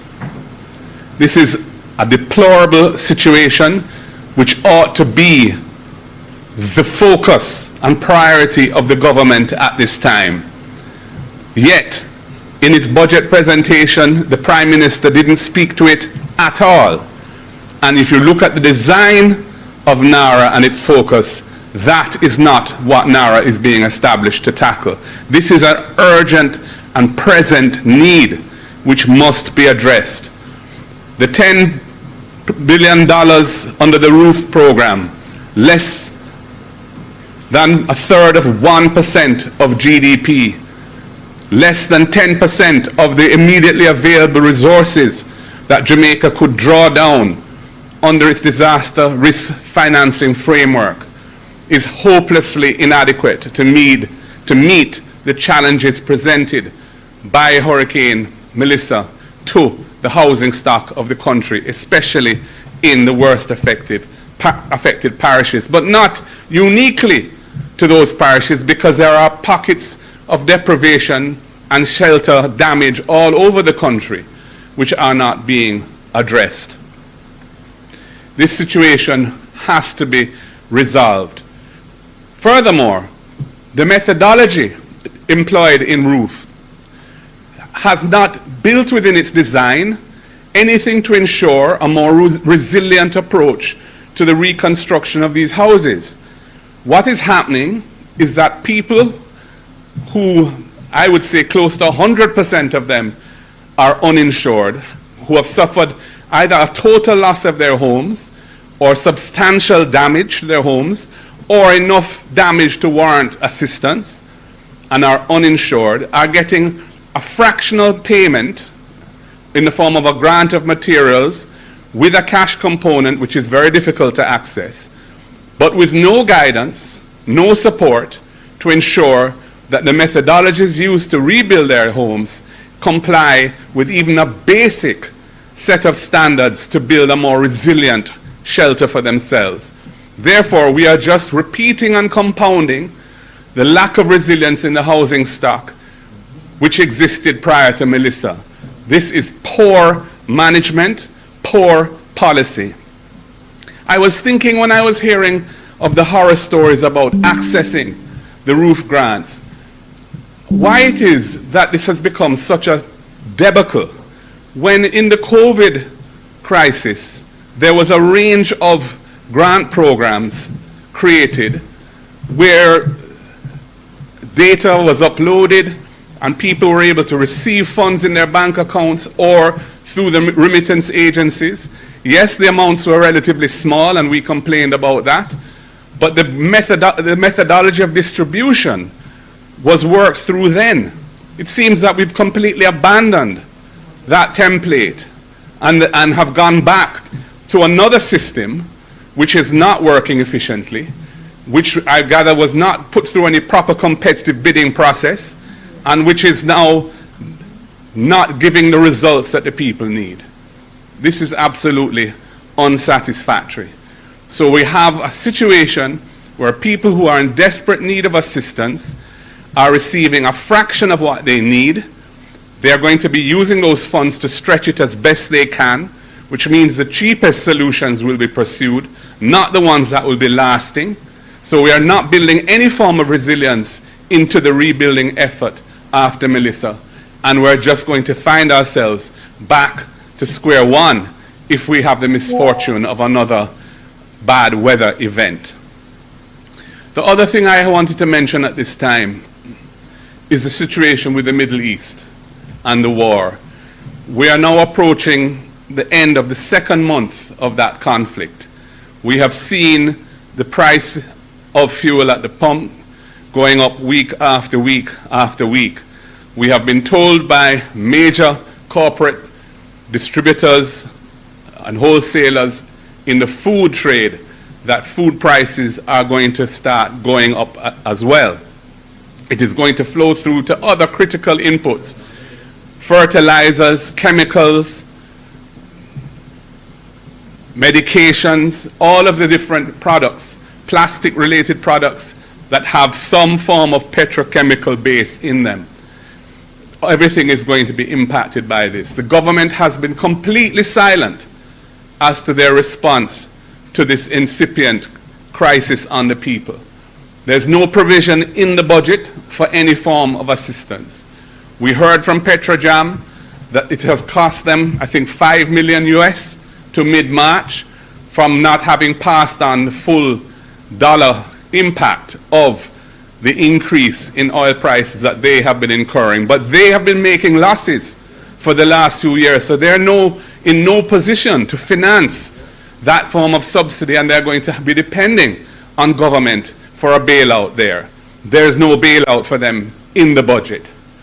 And you know, the last PNP administration had the foresight of entering into an oil hedging program to protect Jamaica from what we are seeing now.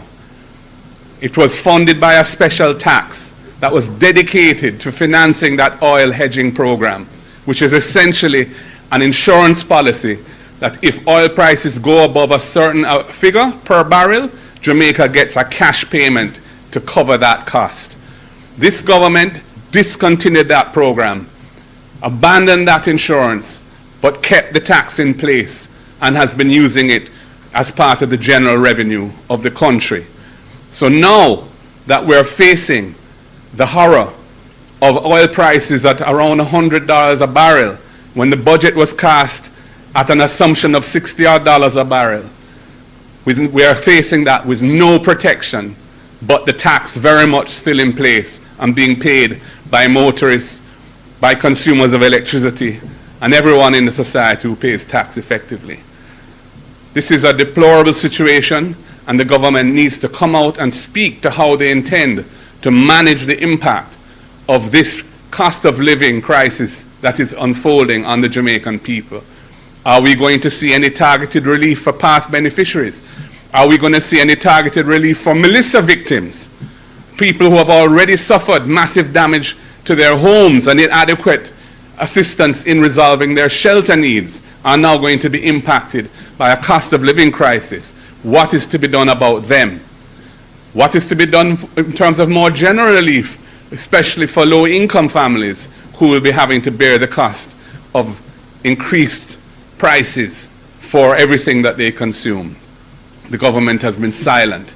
Many other governments around the world have already put measures in place to protect their populations. Ours has remained mum. So, ladies and gentlemen, I will close there. I thank everybody for participating and listening. And as I said, we wanted to put on record our assessment of what is facing the country at this time in the aftermath of Melissa, when the government seeks to pass the NARA legislation, which is their centerpiece structural effort to ensuring Jamaica's recovery, but which will not address the clear and present needs of our society, which the government is hopelessly ignoring and leaving the people feeling abandoned, hopeless, and in despair. Thank you for listening.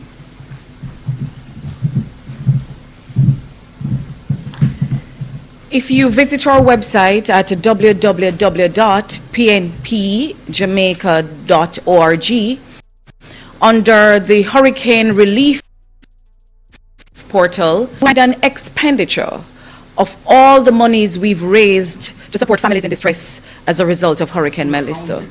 It's a full accounting of both revenue and expenditure. Therefore, we are living up to our standards of accountability and transparency. We invite the government to follow suit. At this time, we will open the floor for questions. Thank you very much. If you are online and you wish to pose a question, please use the raised hand icon. We will acknowledge you. When the mic is open, please state your name, the media house you represent, and proceed with your question. If you prefer to type the question in the chat, please go ahead and do so, and we will read that question for you. If you're in the room and you have a question, please indicate by a raised hand, and we'll take the microphone to you. Same procedure applies.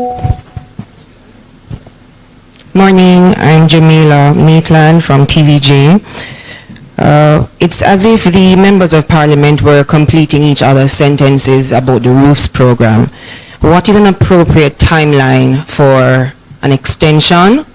Has that been discussed to say what is it that people need in order to apply? What are they saying?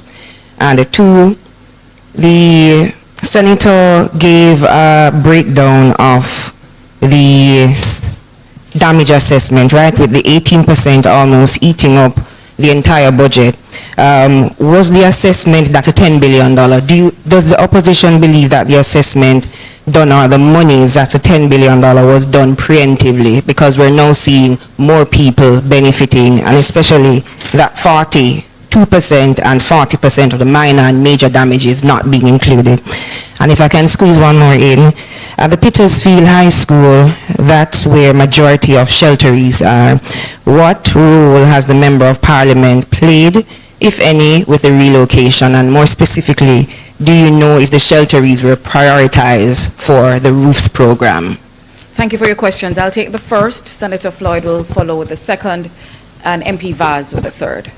We have not discussed a timeline for what we believe is an acceptable period by which the government should extend the program. What we are consistent about is that they ought to reopen it, but also give the information to the constituents so they know when, where, and how they can access relief. So if it's even a week that you extend it by, or 3 months, as long as people know, visit these locations at this time, and you will get assistance this way or that way. We're asking for openness, transparency, and communication.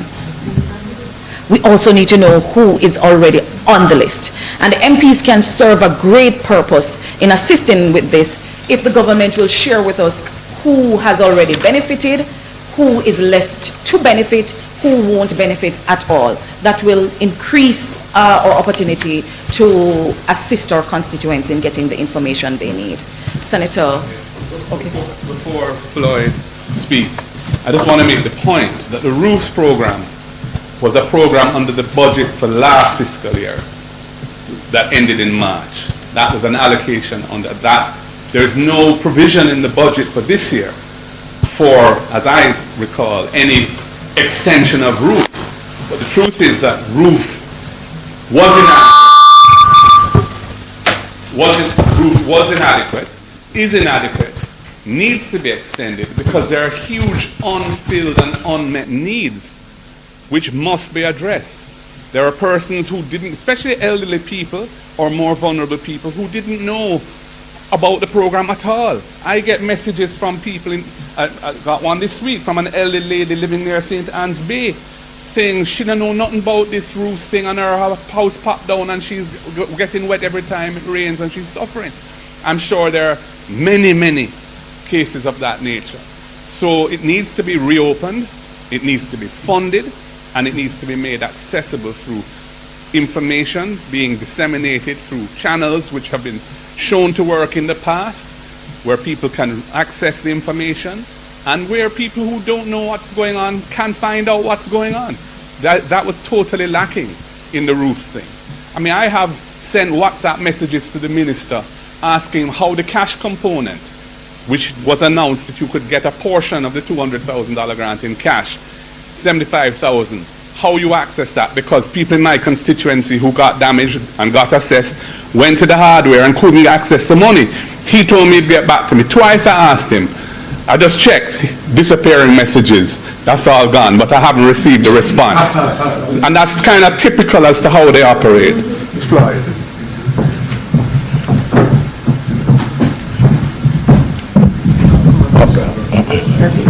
All right, thank you. For clarity, I want to make it abundantly clear that I'm not saying that those who got minor damage or major damage will not get any support from the government. What I pointed to was that the 18% constitute 20,000, and when you do the calculation, that 20,000 would have eaten up the entire $10 billion if they got it. Yeah. So I want to make that clear. As it relates to the second issue that you raised, I can't speak to how the government came about with this figure of $10 billion, because it seems as if they just plucked it out of a hat. And I don't know if that is how public policy should be formulated. When there were estimates and projection that between 160 to 180,000 individuals across the island suffered some form of damage from their houses. I checked on the GIS website and I got those figures from there. So if it is that those were the projection, and a part of it is that 25,000, as my colleague Angela Brownberg pointed out, Dr. Angela Brownberg pointed out, 25,000 of those were totally damaged houses. The government should have had a better indication, using its own numbers, as to what would be a reasonable figure to use in order to start up this program. And then my leader pointed out the amount of money that the government has said that it has mobilized internationally, and it has said that it is the biggest amount of funds in the history of Jamaica. But when you look at the amount that is allocated to housing, which is one of the biggest areas of impact from the hurricane, and only $10 billion has been allocated for that, it means that somebody is short-sighted, and it is not Floyd Morris. Before Dwayne addresses your last question, I just want to add one other point. MP Dayton Campbell, Dr. Dayton Campbell, pointed out that small businesses which proliferate Jamaica and are really the backbone of the economy have received no real support since Melissa. Many of those businesses suffered severe damage, stock wiped out, the structures that the businesses are conducted from damaged, some destroyed, and so on. You're not going to have the economy returning to robust levels or achieving. I can't say returning because we haven't had robust levels of growth for a long time in this country. But you're not going to see the economy bouncing back the way it should unless there's a program of support to stimulate activity at that level of the economy. That should be a priority. When you talk about 6.7 billion US of resources that you're trumpeting that you've raised, and yet you're spending 60 million US on housing when the housing stock of the country has been perhaps the biggest asset class of damage, largely uninsured. That shows that, to me, a lack of care and concern and poor policy judgment. What are all these resources going to be used for then? What about the infrastructure of the country, the terribly damaged roads that are preventing people from conducting business, preventing JPS from reaching communities to restore light and making our farmers suffer and our people suffer? There should be an infrastructure restoration project being rolled out now, and a housing program being rolled out now. These are critical things. Small business support program being rolled out now. 6 months pass. Time come to see some progress in this area. The people need it. And you're already seeing the signs of social dislocation with people starting to block roads in various parishes and so on in frustration. As the cost of living hit happens, you can only expect that people are going to be more and more frustrated. Well, it's a very serious situation which needs to be addressed. And the next hurricane season is almost upon us. And that is how we're going to be entering it, with our house not in order at all. Literally. All right, with regards to the question about the priority of the roofs program for the residents at the shelter, or who was at the shelter, they were promised that they would be prioritized, but there is no evidence of that. And for the persons who are currently at the shelter, none of them are actually on the roofs program. They have not heard anything about that. They weren't assessed because, again, with the concern about going out in the communities when persons aren't there, if they were at the shelter They didn't know when their persons would have assessed their community, so most of them were not assessed. So they're not on that program. And based on what we are seeing so far, as I said, there is no urgency with regards to getting those persons in a suitable accommodation. From my standpoint as Member of Parliament, what we can do, as we have been doing, is to lobby for these people on a continuous basis. From the government standpoint, we have not gotten any sufficient resources to relocate anybody, because the funds we got cannot offer relocation services. It's just basically to provide some material for some persons, and that's from last year. And it was a maximum of 100,000 for each person, so you will understand that's a drop in the bucket for what needs to be done to repair or to rehabilitate a house. What we have done though, through private individuals, we have been able to secure 2 houses in my constituency for 2 persons, 2 families who were at the shelter before.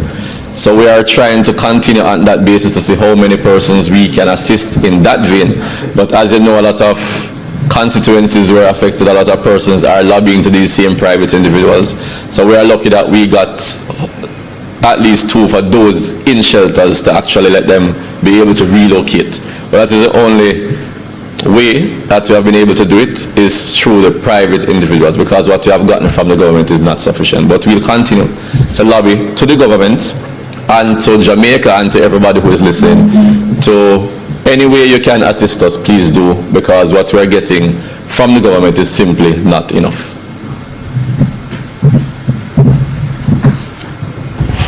Just a quick follow-up for MP Vaz.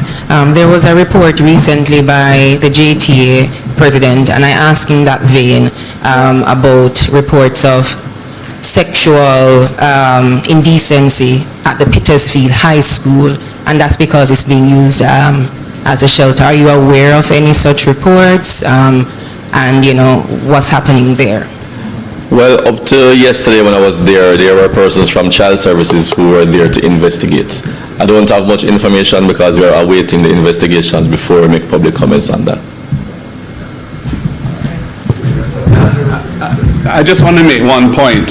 I'm glad that MP Nikisha Birchall mentioned that on our website you can find an accounting of the cash and kind that we were able to raise for Melissa support, and how those funds were expended.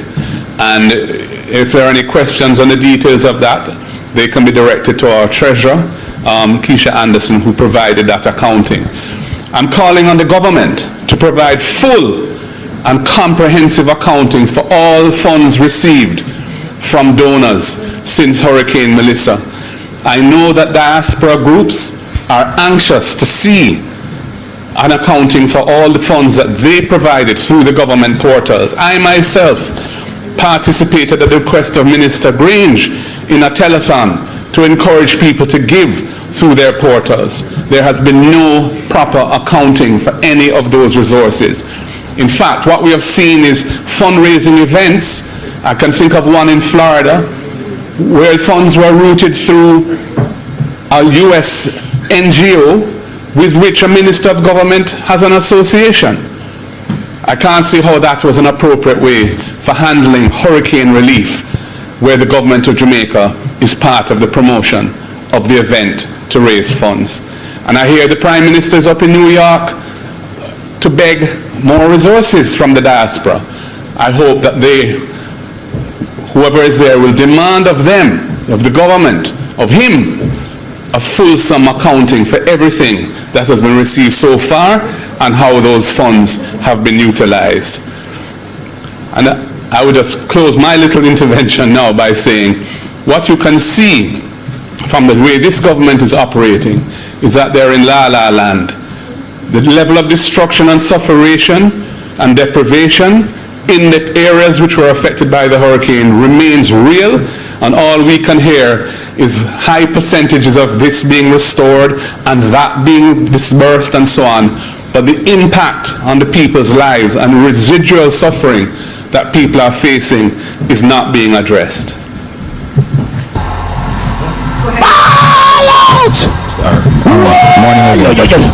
We need help, Jesus! Liver and Barrett, the Gleaner, thanks. Dr. Campbell indicated in his presentation that in relation to transportation costs and so on, eating into the roof grants. And you indicated also that you've had a discussion with the ministry or the minister about having those hardwares being more centrally located, or at least in each division. You did not indicate, Mr. Campbell, the response you got from the ministry or the minister. That's one. Two, I've heard all the MPs speak about the need for the extension of the roofs program. What I have not heard is a sort of coordinated or a figure in terms of how many constituents or how many residents in the constituencies represented here, that you can, if you have a database of the persons who might benefit from, if in these constituencies that are represented here, if you have a total figure of the people who could benefit under the roofs program. And then, if I might digress, Mr. Goling, for you, the critics have said, Mr. Goling, that the issue with Jackden and Mr. Gordon is not so much on the finance side. It is on the issue of a principle of a company being involved in transactions that the authorities believe circumvent the law. Critics have said that. I wanted to hear you on that. And also, if you could tell the public, when you say the matter is before the party's integrity commission, what should the public understand? What timelines are you giving them when that will be ventilated before that internal body? And what should the public expect insofar as what the integrity commission might do in relation to that matter?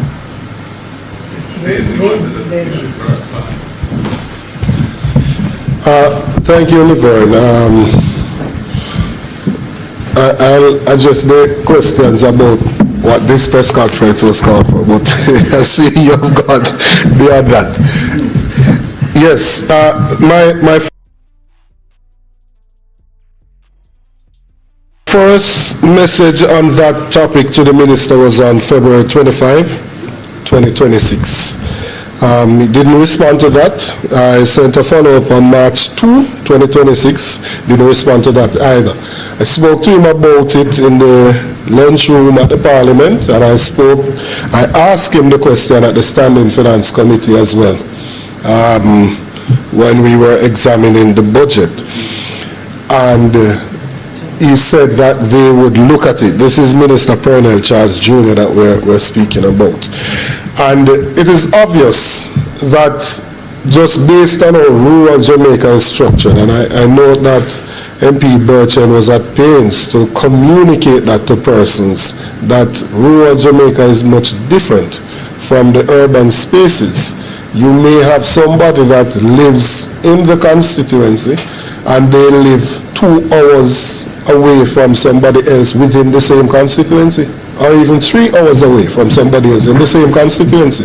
So if you're coming from, say, Berkshire, which is way up on the northwest border with St. Elizabeth, and you have to go all the way down to Sav to get some material, easily you can say it will cost $80,000 or $100,000 to transport it. If you were, however, going to a hardware in Darlaston or in Betheltown, then you would save significantly. You would be able to get more material. And the problem is, and I think Dr. Morris said it, and the leader as well, the problem is that based on how it is structured, most people are being called upon to just build back board houses, which is putting them in a very precarious position should another event take place. And we know that something else will take place. We hope it's no time soon, but eventually it will. And if you are not putting persons in a position for them to build a proper structure, they are going to have that problem. The second issue is in relation to those who should benefit. So when this process started, we tried as best as possible to communicate to our constituents about them using the self-assessment form, about them going to the Ministry of Labour, and then we spoke to persons within the ministry. A few of the chief technical directors were responsive, I must say, at least to me, and we were able to submit the communities to them for them to go to the areas. What we do not know, which is what the complaint is, if we haven't gotten that final list to say that in your constituency, these are the numbers of persons that were assessed, these are the persons that are severe, these are the ones that are major, these are the ones that are minor. And it links back to the point that Professor was making. If the allocation, the severe category would use up all of the allocation and they have given to persons who have minor and major, it simply means that everybody in the severe cannot benefit, because you would have exhausted the funds, right? So that is a problem that we are having, that you have persons who have been totally destroyed. They were assessed, but they have not received anything. And those persons are still living in inhumane conditions. And so the appeal really to the government is to just have a heart, man. Think of these persons that, but for the grace of God, it could have been any one of us, you know.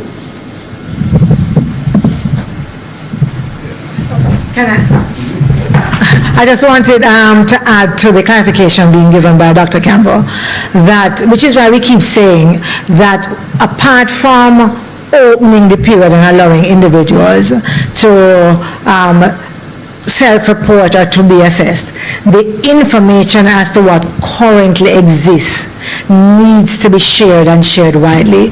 You would have heard MP Ian Hales say, although the minister said that every MP has gotten a list, that he has not gotten a list. Some persons have gotten a list, they don't know if it is half, if it is a quarter, or if it is just a couple more left to be done, or how many. And that, I believe, it is the transparency and the accountability portion that is absolutely missing, which means that even if we were to get more time for persons to report, we still wouldn't know where we are. Yes, on the matter you raised, Laverne, as it stands now, the Auditor General's report focused on University Hospital and their administrative weaknesses and issues arising therefrom. So there was no direct judgment as to the conduct of anyone else. However, we know what has taken place so far. It was in that context that I thought it appropriate, especially since there are ongoing investigations, I think, by the Integrity Commission, that the action which has been taken should be taken. In terms of the, and I mean by us on our side, in terms of the Party's Integrity Commission, that is an internal body that advises the leadership of the party on matters to do with ethics and integrity by, they can investigate within the parameters available to them. They can at least dispassionately assess what happened and how they feel it should be dealt with. So, you know, that is what will happen. I can't give you a direct time frame for that. And they report to me as party leader. And based on what their findings are and what their recommendations are, I will then consider the situation in the light of that. But that's essentially an internal party process which is going to be, is being pursued and will help to guide my decision making going forward. But that Integrity Commission was set up under Portia Simpson Miller and has helped the party. For example, they vet our candidates before our candidate is approved to represent the party, whether at the local government level or at the national level. They have to go before that committee, submit a fulsome fit and proper report and a face questioning on that before a recommendation is then made to the leader as to whether or not that person should go forward.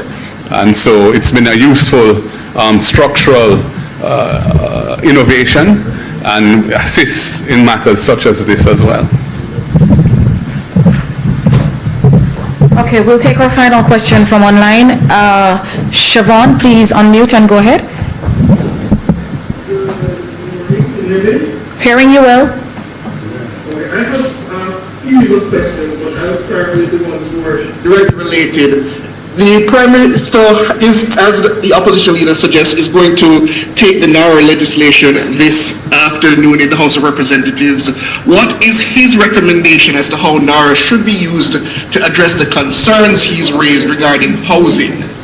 And my other two questions are in relation to Mr. Golding's Integrity Commission filings, because usually they would have been made public around October or so in the newspapers, but that was not done in relation to the 2024 declarations.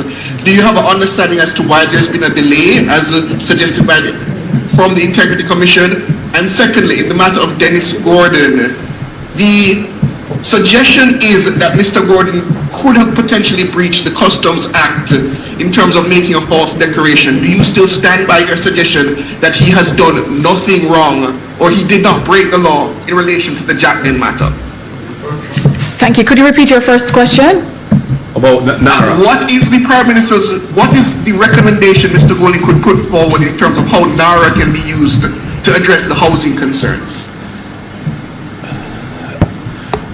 NARA has been established, as I understand it, to execute projects that Cabinet approves. And in the Prime Minister's budget presentation, he identified a large list of projects that the government wishes to pursue in years to come.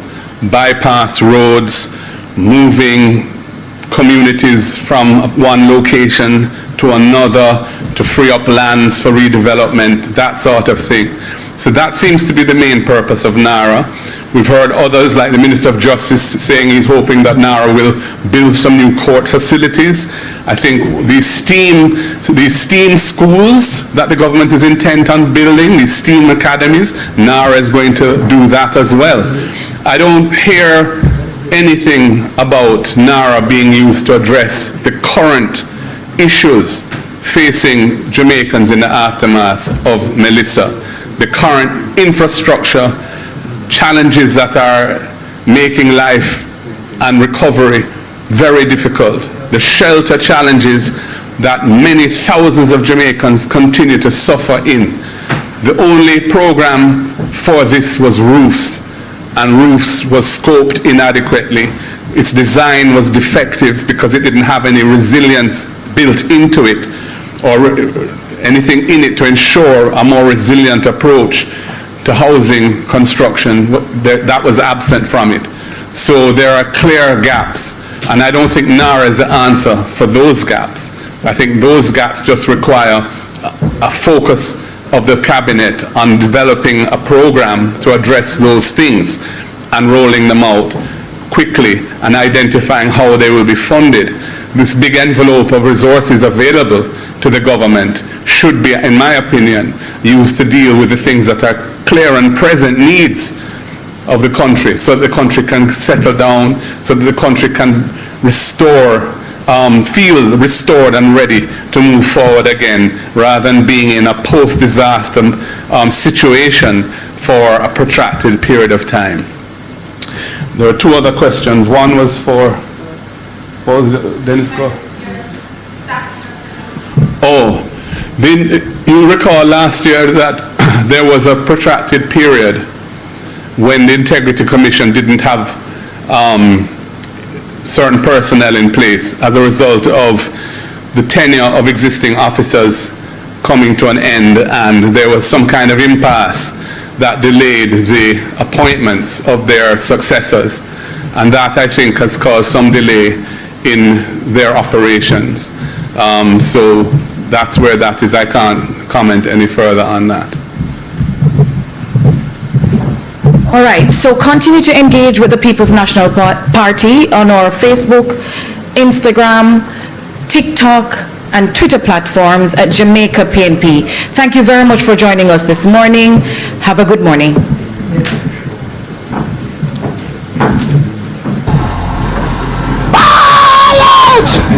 Whoa! We need help, Jesus. Jamaica need help. Shift the parliament. Shift the election. Shift everything. Remove them out there. Take out the cockroach. Take out the thief. Take out the criminal them. Take out the thief them. Take out the murderer them. Take out the gang leader them. Out of parliament. Take them out from Portland. Take them out. I hear Portland. Me I go to Portland. Why me I travel to Portland? Take out somebody, man or woman. Jamaica, what a prophetic word from the man of God. Take out somebody, man or woman. The woman surely went. One eye is at Buchanan. No, ladies and gentlemen, the little germs them from nationwide. Me love all Mark Golding did. The little germs them from nationwide. Jamaica. Come and ask the man about Jack then after the man just ventilate the issue a while ago and deal with that. What a set of nasty. Hey, me say I don't like a bone in another boy body. Him man just hurt me spirit. When come the man, him never get the memo. This conference is about what, Jamaica? About the housing program. The crisis. The man asks one question about the housing program. Then he asks one question. Oh, sorry, I must see Mama Sandys. He asks one question about the housing program. And then he asks one question about Mark Golding's statutory declaration. Can you imagine? A member from Oceanwide. They look at germs. Come and ask for Mark Golding.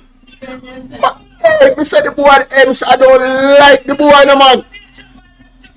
Yes. Every single time Mark Golding come do a press conference and send this dirty boy. I don't like him, you know. I mean, I know him, and I'm saying I like him, you know, man. Him man voice hurt me spirit, brother. From here, the man start talk, me hear demon attack. Yeah. You know see, hold on now. You know see how Mark Golding deal with it. You know see Mark Golding answer him. Him don't answer a question already. No? Him not look for him.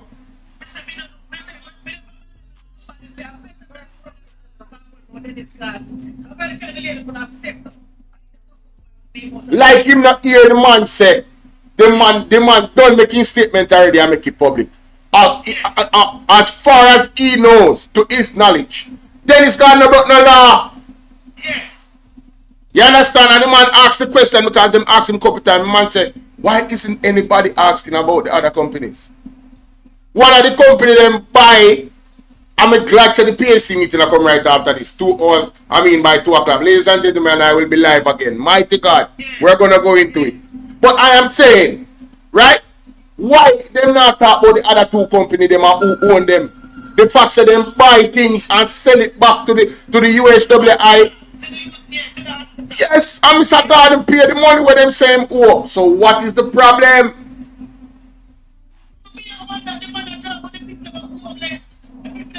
Yes. Whoa. Spotty does tell me say PAC meeting happening now. What? What are they? Thank you so much. Hey, what are they? What are they, Jamaica? What are they? Me say me, hey, me no know about Uni, but you no notice how Mr. Golding deal with them today. Only so much time Mr. Golding come back and come and say, hold on, but one more thing, another thing, hold on, and him did up on fire today, Jamaica. Mark Golding did up on fire today. May I tell you that? He didn't come for them. He come for them today. Me think him never did, you know. Alright, you know the next thing to what PNP do? Them block him out from the visual. You don't notice that? Them not show him. Them not show him. They put up the PNP sign and him attack. Or reprobate. Them not show him. But me I got the PAC meeting now. Mighty God, it start already, Jamaica. It start already. My God, we not have no time for rest, Jamaica. We don't have no time for rest. I have to go right into it. Mighty God. Right into the PAC meeting. No time to rest. It's so nice. Hold on, I'm fine here, so. See that? Banger. Aging report of that outstanding amount and how much of it would reflect the employees' contributions not paid over, and whether ministry oversight on the of audit.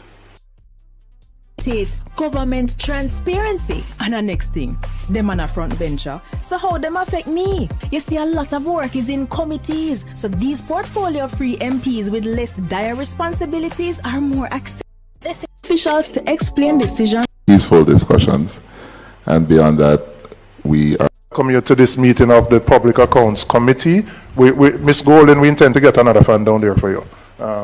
We're trying to get a third one somewhere down there.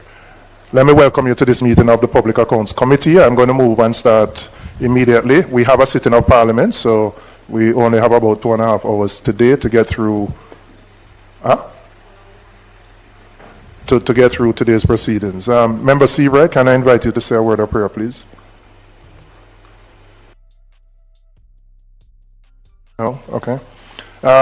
In terms of my welcome and opening remarks, just to indicate how I intend to proceed today, we got some answers to some of the questions from the University Hospital, and there was also a response from the Ministry of Finance. I just want to deal with those first. We ended at item number 4 of 7, so I'll take the issues that arise from the questions first, go through item 5, 6, and 7, and then after we have completed that, there are the appropriation accounts and another matter related to the Ministry of Health. Madam Lewis, could you just introduce the team? Oh, okay. I know the Auditor General herself isn't here, but the team is here. Just introduce your team, please. Want to gag me in the Parliament. I wonder why. Member Jackson, hold for me, please. Just release your mic. Release your mic. Member Jackson, release your mic. Sorry, I'm going to ask the committee clerk, because I did before in relation to members of Parliament who are not members of the committee. Could you indicate? You said a non-member can ask questions, right? Yes. Indicate so, because they're indicate so. Go ahead. No, because I told you. Go ahead. Go ahead. Go ahead. Yes, a non-member of the committee can attend the meetings. They can ask questions. They just can't vote or have any input in the decision making. Yes. Yes.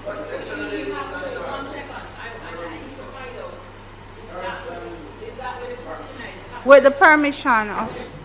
Is that, wait, I'm asking a question.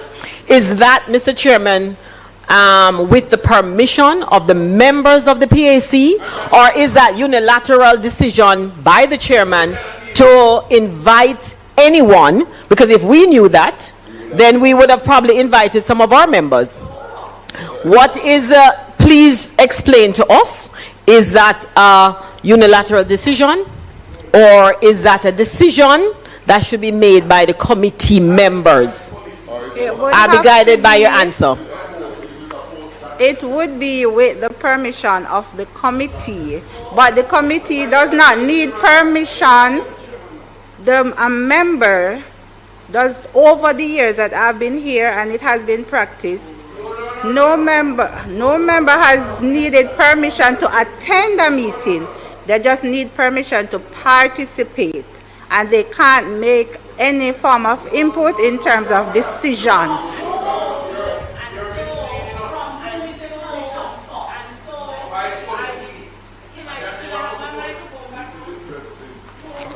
And so, Mr. Chairman, members, and so, Mr. Chairman, what I like order. I like order. And so I would want to find out, is it the permission from us, the members, in advance, or to just allow someone to come in and then ask for permission and vote on that to find out if that member can participate?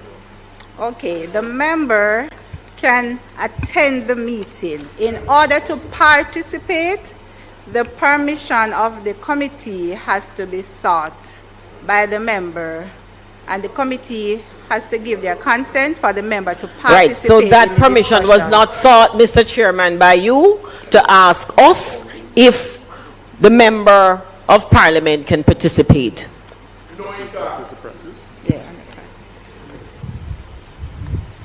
So having been guided by the clerk. You don't just ambush a committee meeting like that, Mr. Chairman. You don't just ambush a committee meeting like that. And I will not stand for that. As a member, I will not stand for that. We are a parliament of law and order. And if we're going to do something, do it by the books. And so you can ask for permission, but I'm not going to participate in something like this where you... No, I cannot listen to this lady. You mean the thief in government? You mean the government here rob up much tax dollars? And una play by order? Come on, yo, go sit down here, man. Come on, always a major and a minor. Right? Make we talk about the three company them and who own them. And the money them where them make off the UHWI and who forget fire now. That we want to talk about. You're going to talk about man in a PSC meeting. Man, go here. Of a member, right?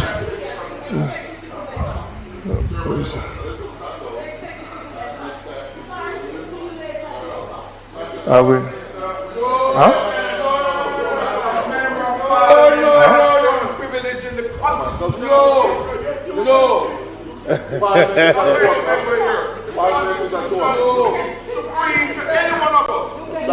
So, Mr. Chairman, you bring member Jackson here to mash up the meeting.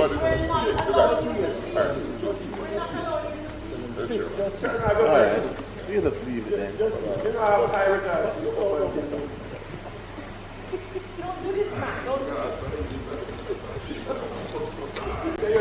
Members, let me move to audit. So, Mr. Hosing, you're saying you'll provide for us a breakdown of the outstanding taxes in terms of what employees have remitted, not paid over, but you're categorically stating that no person has been denied a benefit because of the outstanding amounts. Yes, Mr. Chair, based on the information I've received, none has been denied a benefit. Okay. And you will, if you could provide for us, you said 18 billion is a substantive amount. Approximately. And interest and penalties would carry it up to 40. Are there discussions with the TAJ about whether writing off interest and penalties and moving to some kind of payment plan to settle the substantive amount? We are going to be approaching the ministry and then from there to the Ministry of Finance, because we have sought guidance from TAJ and they said this is something we'd have to speak to the Ministry of Finance about. Has that been done, or has there been formal correspondence with the ministry? Not as yet. This was recent, and we will be speaking first to our ministry, and then the ministry and ourselves will then approach Ministry of Finance. And the temporary, so you have always operated with what you call a temporary TCC. Is that correct? No, Mr. Chair. We were, as an entity, using the TCC as is in the Auditor General's report of the University Hospital private wing, and since January of this year we have been importing items through the Ministry of Health. We recently received a temporary TCC because of the nature of our business and the urgency in terms of the medicines and so on that we need to import into the island, and the speed at which we need to get it in. So how long has the hospital been operating without its own TCC? I don't have a date, Mr. Chair, but it has been for a long time. There are persons behind you who should be able to assist us with that question. The persons are here, but they too don't have the information as to when was the last time we had a TCC, and but it has been several years. So, so let me understand. Without a TCC, does that prevent the university hospital, for example, for importing items on its own behalf? Yes, Mr. Chair. So would that give rise to the use of the tax-exempt status to be provided to third-party companies to import items on behalf of the university hospital? My apologies, Mr. Chairman. I was a little distracted by some... Members, please. But if you can repeat your question, My question is, without a TCC, can the University Hospital of the West Indies import items on its own behalf? No, Mr. Chair. Okay, so it is very important to find out how long the university has been operating without the TCC. And my follow-up question is, given that you are unable to import items on your own behalf, would that give rise to the use of the tax-exempt status being provided to third-party companies to bring items in on behalf of the university hospital? No, it should not. It should not. Under no circumstances should the hospital use its tax exemption certificate to import items for any party, third party, even another ministry or anything. It must only be solely based on the requirement. It is supposed to be only for the use of the hospital and items purchased by the hospital. All right. How long has the hospital been using the TCC of the private wing of the UHWI for? As I said, Mr. Chair, I'm unable to say how long. It has been several years. I can get that date for you and yes, provide that's it. important. Yeah. And I can also, as I stated, I will do that. Okay. Member Cuthbert Finn, then Member Brown. I just wanted to point out, I'm very happy to know that no citizen of Jamaica will be denied their NIS or NHT benefit. And as you stated that whatever was in arrears were paid up, is that? No, we are current, and we have been current for some time now with the payment for NIS and NHT. What we are behind in is the income tax and the obligations by the hospital itself in terms of education tax and so on. Okay, because you know, Mr. Chairman, even though we're speaking here about UHWI, I know that this is something that has occurred right across Jamaica, where there are various companies robbing the Jamaican people and not paying over the NIS or NHT. And then, you know, when these people become, you know, pensionable or older, they're not able to receive, they go to try to buy a home, they're not able to receive their NHT. So I'm happy to know that the citizens of this country who were employed will not be denied their benefits. Thank you. Member Brown?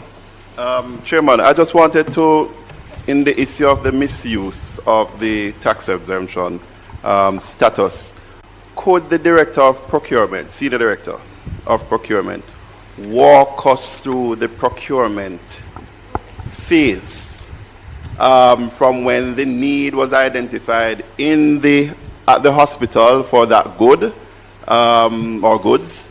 Walk us through the phase from that stage right through to when the customs broker actually starts to enter the documents into the system, the Akisuda system.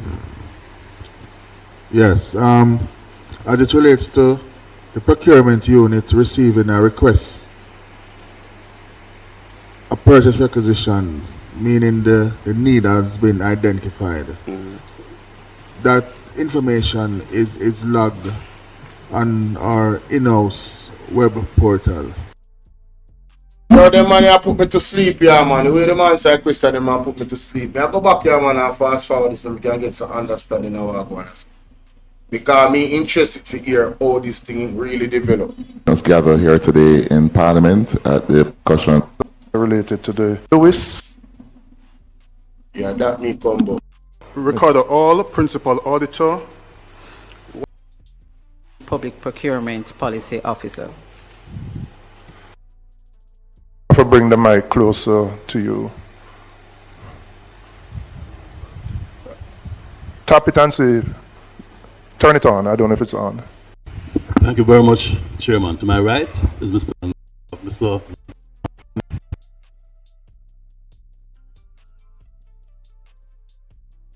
Legal Officer, Chief Legal Officer.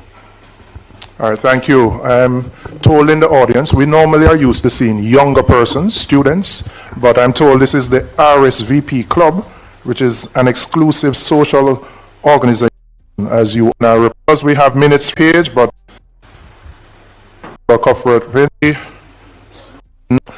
I'm seeking the committee's agreement for us to summon the current CEO of the hospital, who is on leave, Mr. Mitchell, the previous CEO, Mr. Allen, I believe his name is, and the former chairman of the board, Mr. Chai Chow. So I'm asking members for their agreement for that, so that we can have many of the questions that we have answered at this committee. That's why I have to go back.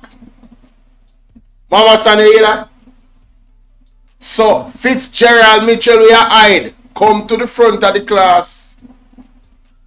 Here. Fitzgerald Mitchell, we are hide boy in on vacation. The next committee meeting, them supposed to come to the front of the class. Because of them alone can really answer them question. Man can't answer nothing.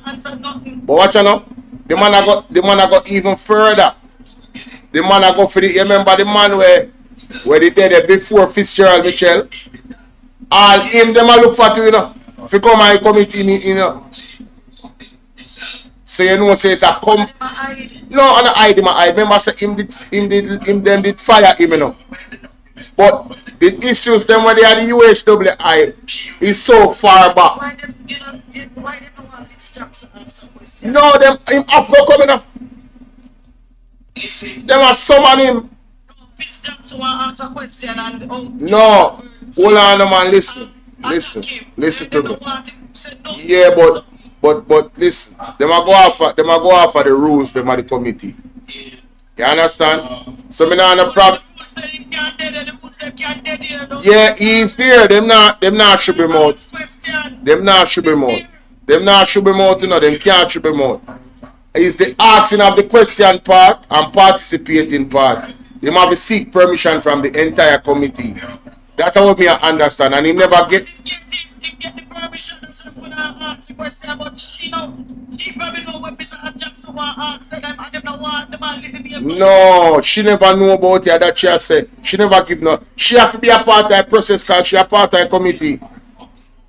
You understand? You know get. No, if she not get to vote, that means the committee never vote. Cause everybody have to vote. She never know about him again. No, man, you have to listen, mama son. Listen, me, no man. The lady explained it a while ago. You have to move past that. Him never get no permission from the entire committee. He just come there and ask questions. Yes, and that she has said she never know about that. So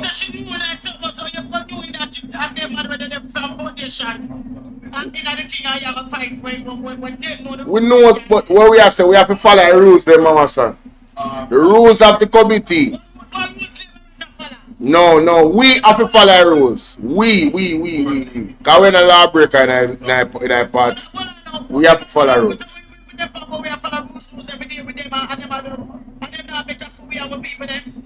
No, you can't seek justice by breaking the law. You have to be different from the labor right there, man. That's my position always.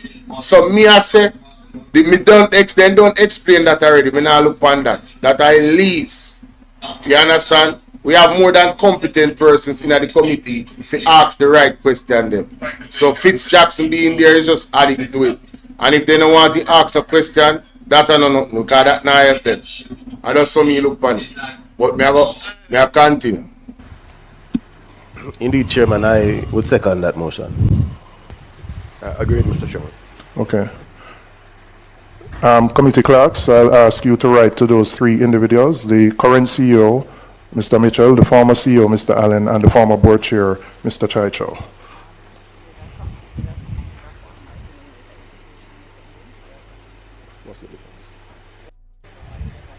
Just, I'll ensure that the answers that were provided to the questions we asked are tabled so that the members of the media can have access to them. And I'll start by going through the answers provided by the university in audit finding, key finding number 2. So this is, members, this is the document that I'm starting with, and we can just go through those answers. So this relates to the non-compliance with the GOJEP portal requirements. And there was also, and I'm jumping a bit, but there was also a document from the Ministry of Finance related to the GOJP portal requirements, which, was that printed? Okay, I know it was sent via email. Ms. Blake, you have that as well? Okay, you sent that, and then we can go to that. But so this were the 20 contracts that were uploaded above the 10 million threshold sent internally by the University Hospital itself. Well, sorry, instead of me doing this, Mr. Hosing, could you just take us through the answers that you provided to us? Member Bunting, you have a question on this? Yeah, I just want to point out, Mr. Chairman, we've been getting a lot of emails. Right. Some as recent as 9:53 a.m. this morning. So you'll have to help us. You guide us through the 9:53 one yet. That was the customs. Yeah. Okay. So we've been getting quite a few emails with. So the document I would start with is these answers that were provided by the University Hospital of the West Indies.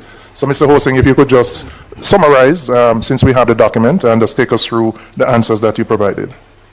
Okay, Mr. Chair.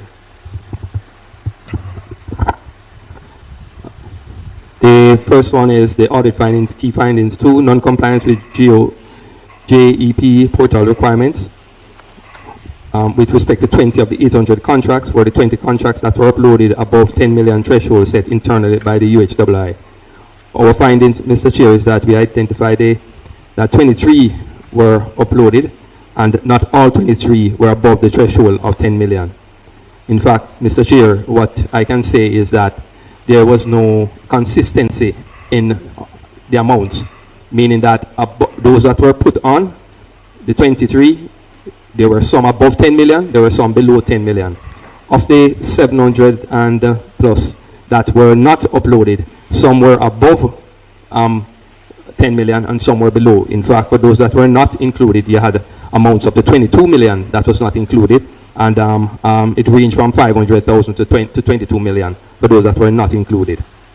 And the total value for those that were not uploaded is $1.6 billion. $1.6 billion. Yes, Mr. Chair. That is just totally unacceptable.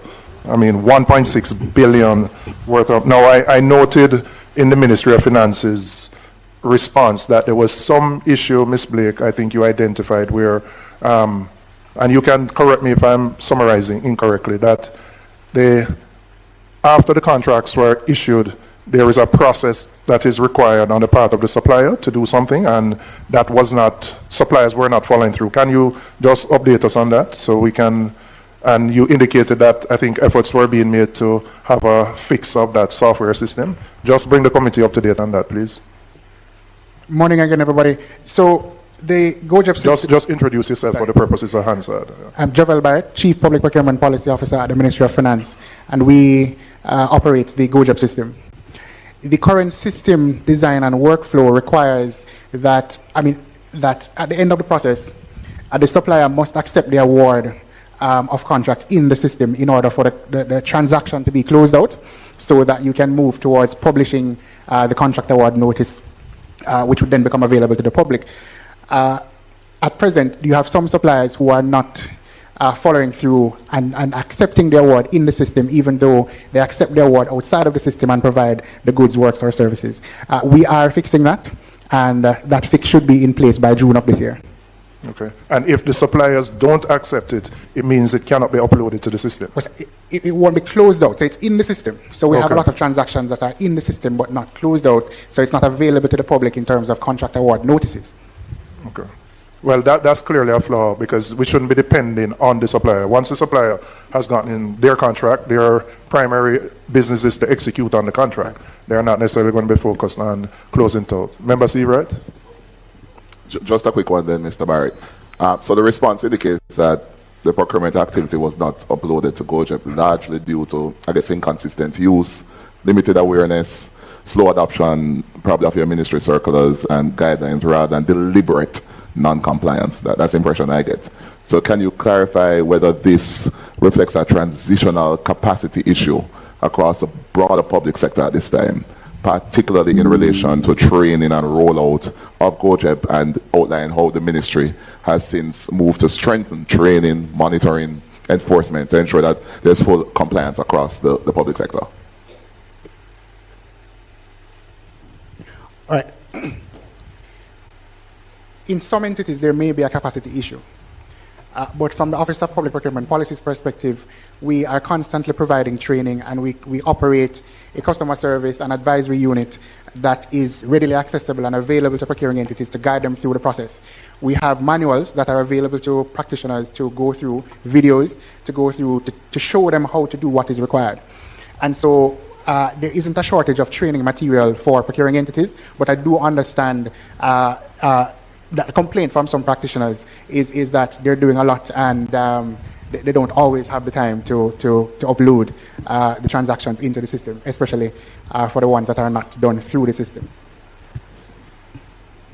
Are we moving to ensure that for the officers who have the responsibility to upload this, that this becomes part of a performance assessment or evaluation? Because, I mean, generally, if we don't measure things, they don't get done. And I think if we want to ensure that these things get done, then this must become part of the responsibility of the officer. And at the end of, the annual review, something like this is assessed to see to what extent the officer has complied with something which is a GOJ requirement. Chair, so that would be the responsibility of heads of entities of each procuring entity to ensure that that is a part of the assessment for the public officers. But from a system perspective, one of the fix that we intend to roll out is to have the system generate a certificate to say that you would have completed the transaction in GoJep and let that certificate be a condition for payments for contracts, so that you must ensure that you complete the procurement process in the system before you can move towards making a payment on a contract. Okay. All right, I see Member Brown and then Member Copperfield. Thank you. Thank you very much, Chair. Well, I wanted to start with just responding to, clarifying a point raised by Member Steve Wright. I believe I heard the last time we met Mr. Barrett that the ministry issued a circular in 2023 reminding the agencies about the requirement of uploading all required contracts to the GOJ. So apart from training and the issues, there was, in the midst of what was happening, there was a reminder that was shared by the ministry. Was that the case? Just keep on your mic. That is correct. So the circular would have been shared across GOJ to heads of entities, and from time to time we continue to do continuous training, and we invite practitioners to participate in those training sessions. Again, we operate a very active and responsive customer service and advisory unit, which is available to procuring entities to guide them through the process. Generally speaking, the circulars are widely available on the Ministry of Finance's website. They're also available on the Office of Public Procurement Policy's website as well. Thank you. Just for clarity as well, I note that and this was raised last time we met as well, and stated here in the response that the university hospital determined that their threshold for uploading would be 10 million. What is the required government of Jamaica's guidance in terms of what should be uploaded on the GoJep website. So the guidance requires that you use the GoJet system to do all transactions above $1.5 million, subject to a few exceptions.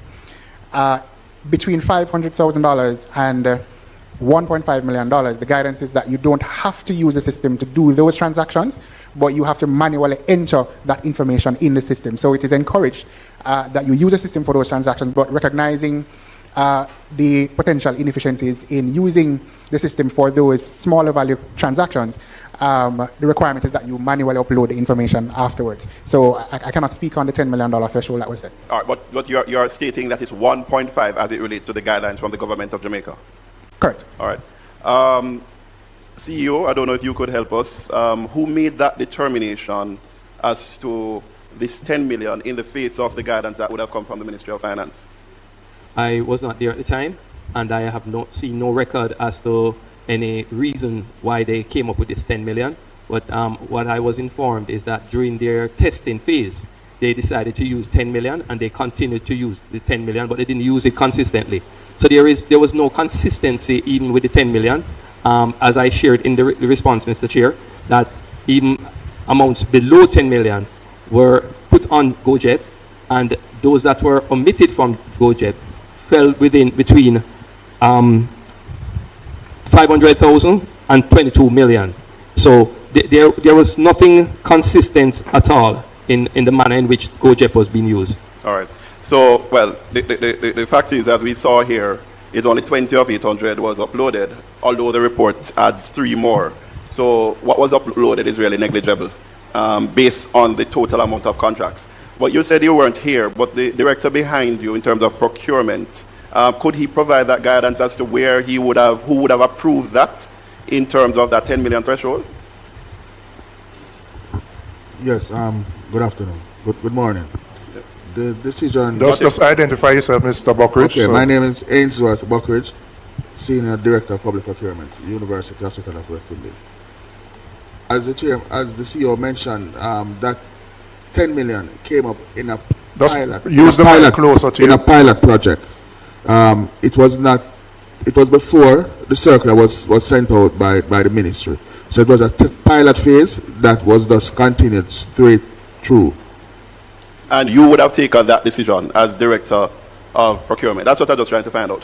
If it was your decision, despite the 1.5, because I don't think the circular is what indicated the threshold. That would have been communicated prior to that circular in terms of the GoJet.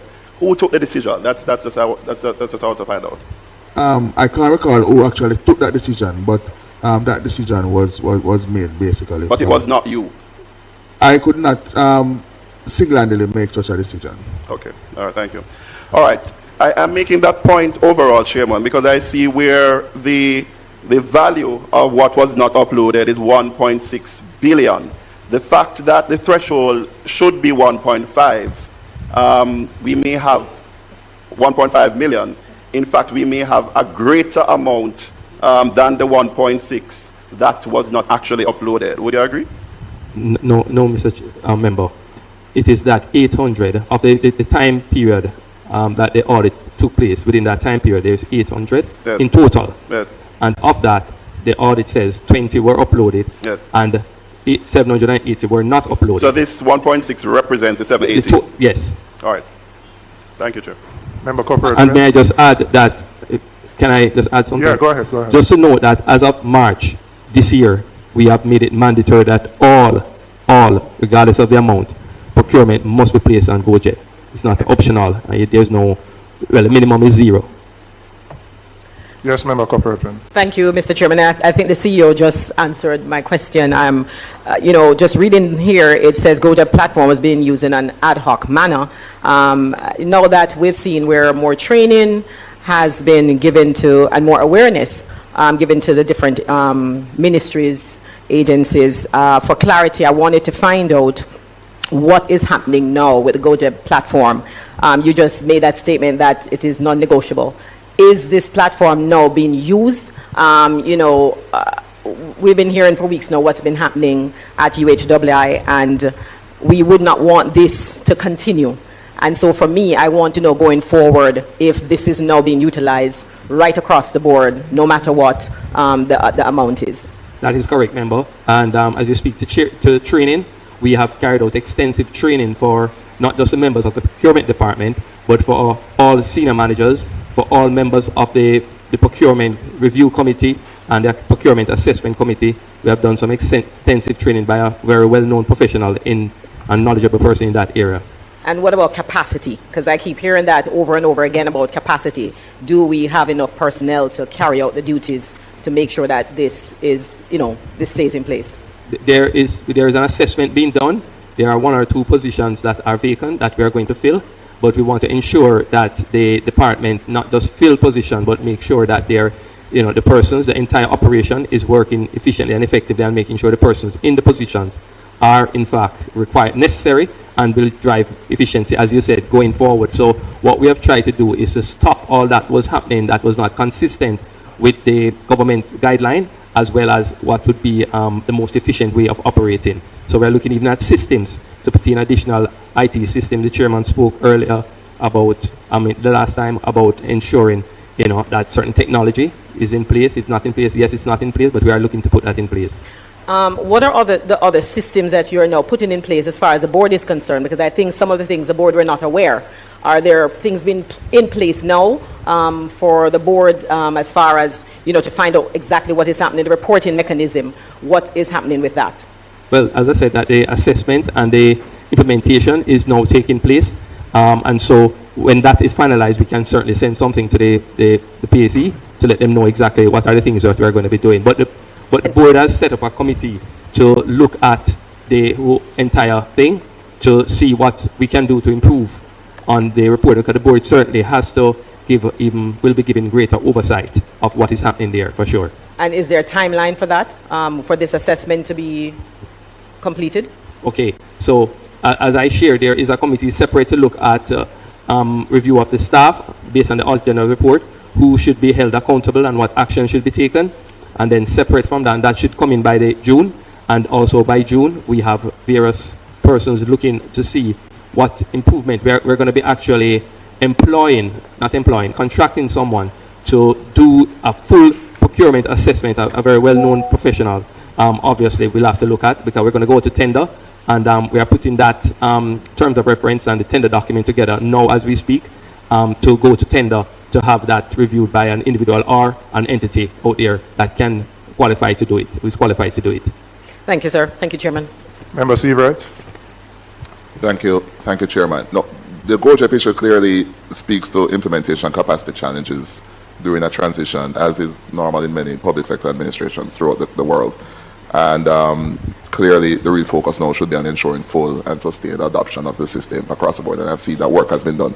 So to the permanent secretary, given that the UHWI cited insufficient training, limited awareness, and so on as key factors behind non-compliance, can the ministry advise what targeted procurement and GOJEP training programs have since been rolled out or will be rolled out, whether there's no requirement for continuous certification and so on for procurement staff across the entire public health system, so we do have a recurrence?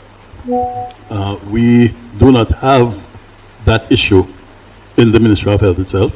Yeah. And we do have continuous training in procurement.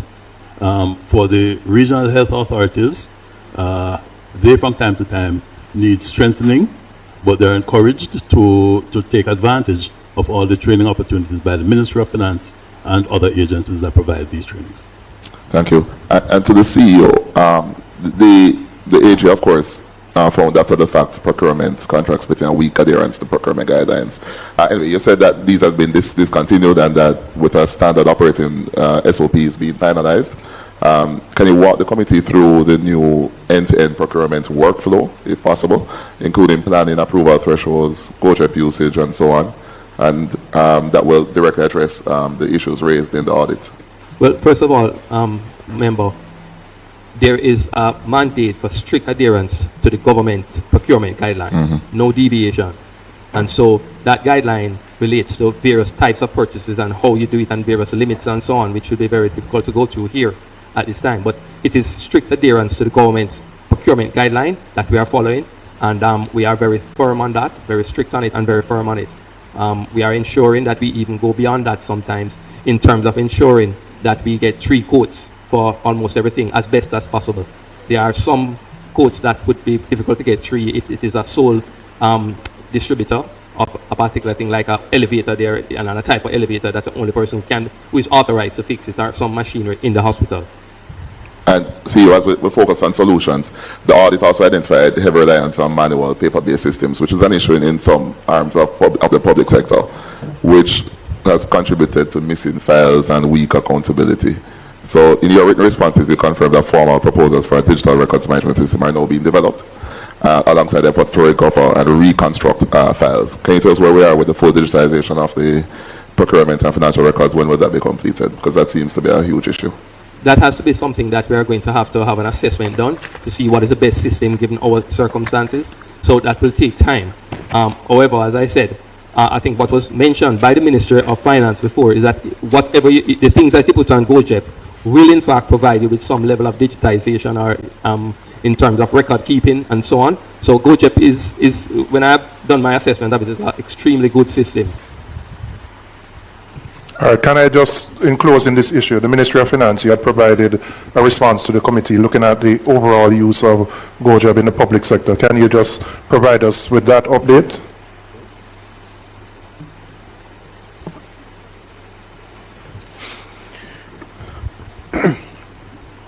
All right, so the GoJeb mandate came about in 2022 by way of a guidance note from the Office of Public Procurement Policy, which was followed up by circular number 18 of 2023, which outlined that effective August 1st, 2023, all procuring entities will be required to execute procurement proceedings via GoJeb as outlined in the guidance note. There were some exceptions, which includes procurements in situations of emergency or extreme urgency, procurements of a value between $500,000 and $1.5 million. However, those transactions, though executed, though you're permitted to execute them outside of the system, you are still required to manually upload the information in the system afterwards. The procurement of utility services, supply of electricity, supply of water, you're not required to use a system to procure those type of services. In addition to using GoJeb, the Office of Public Procurement Policy also manages a procurement reporting system which requires procuring entities to provide details of procurements, of all procurement activity, whether exempt or non-exempt and regardless of value. And this was also outlined and reinforced to procuring entities in a guidance note in 2022 as well. Now, in terms of compliance generally with the requirement for use of GoJeb, we assess what procuring entities tell us based on the reports submitted in the PRS reports, because in those reports they would tell us whether or not they're executing their procurements using GoJeb or not using GoJeb. Based on the PRS data that we have, it is indicating that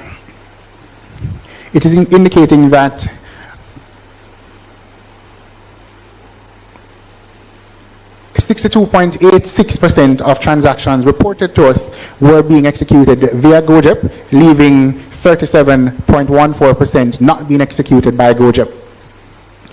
Now, let me ask you, you have any way of independently verifying, apart from what the entity sent to you, whether what they're saying is accurate or not?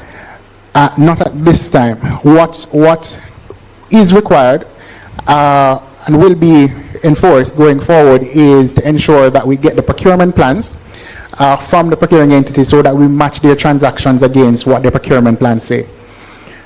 But at this time, we're not able to verify apart from what they say.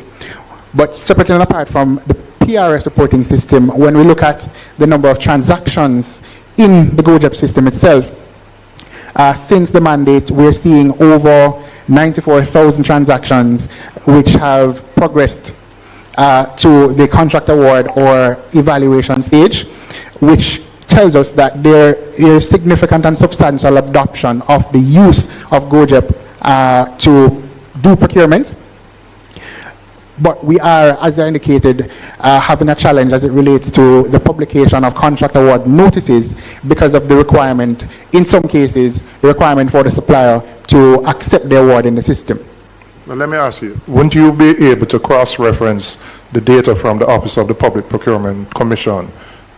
Because all contracts, particularly above a particular size, must go through that process to determine whether what is reported to you is in fact consistent with what the Public Procurement Commission would have.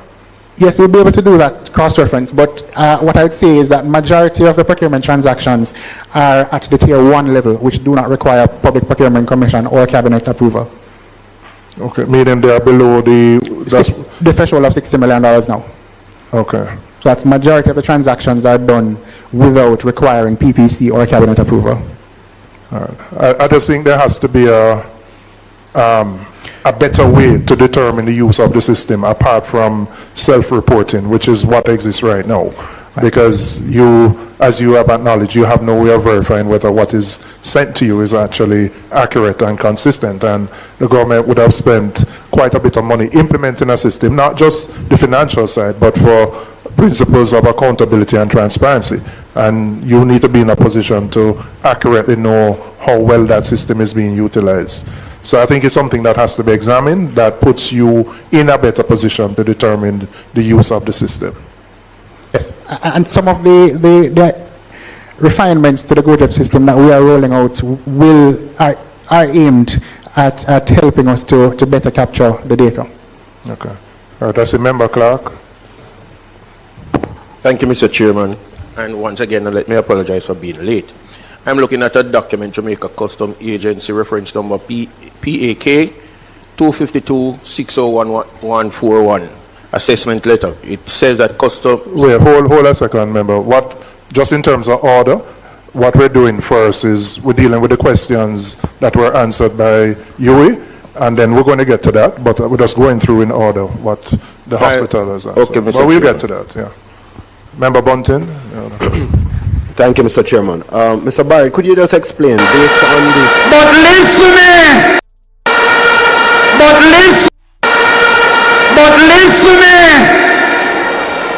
big up the government, respect. But you see me, the truth is just the truth. I have to respect it. The country now run right. The country now run right. All who believe me, Bossa Blanc say blow! Country now run right, Jamaica. Country now run right. So jump is gonna be used now, mandatory. They're making these promises of these systems being put in place. I'm gonna only think about that in the comment section. See?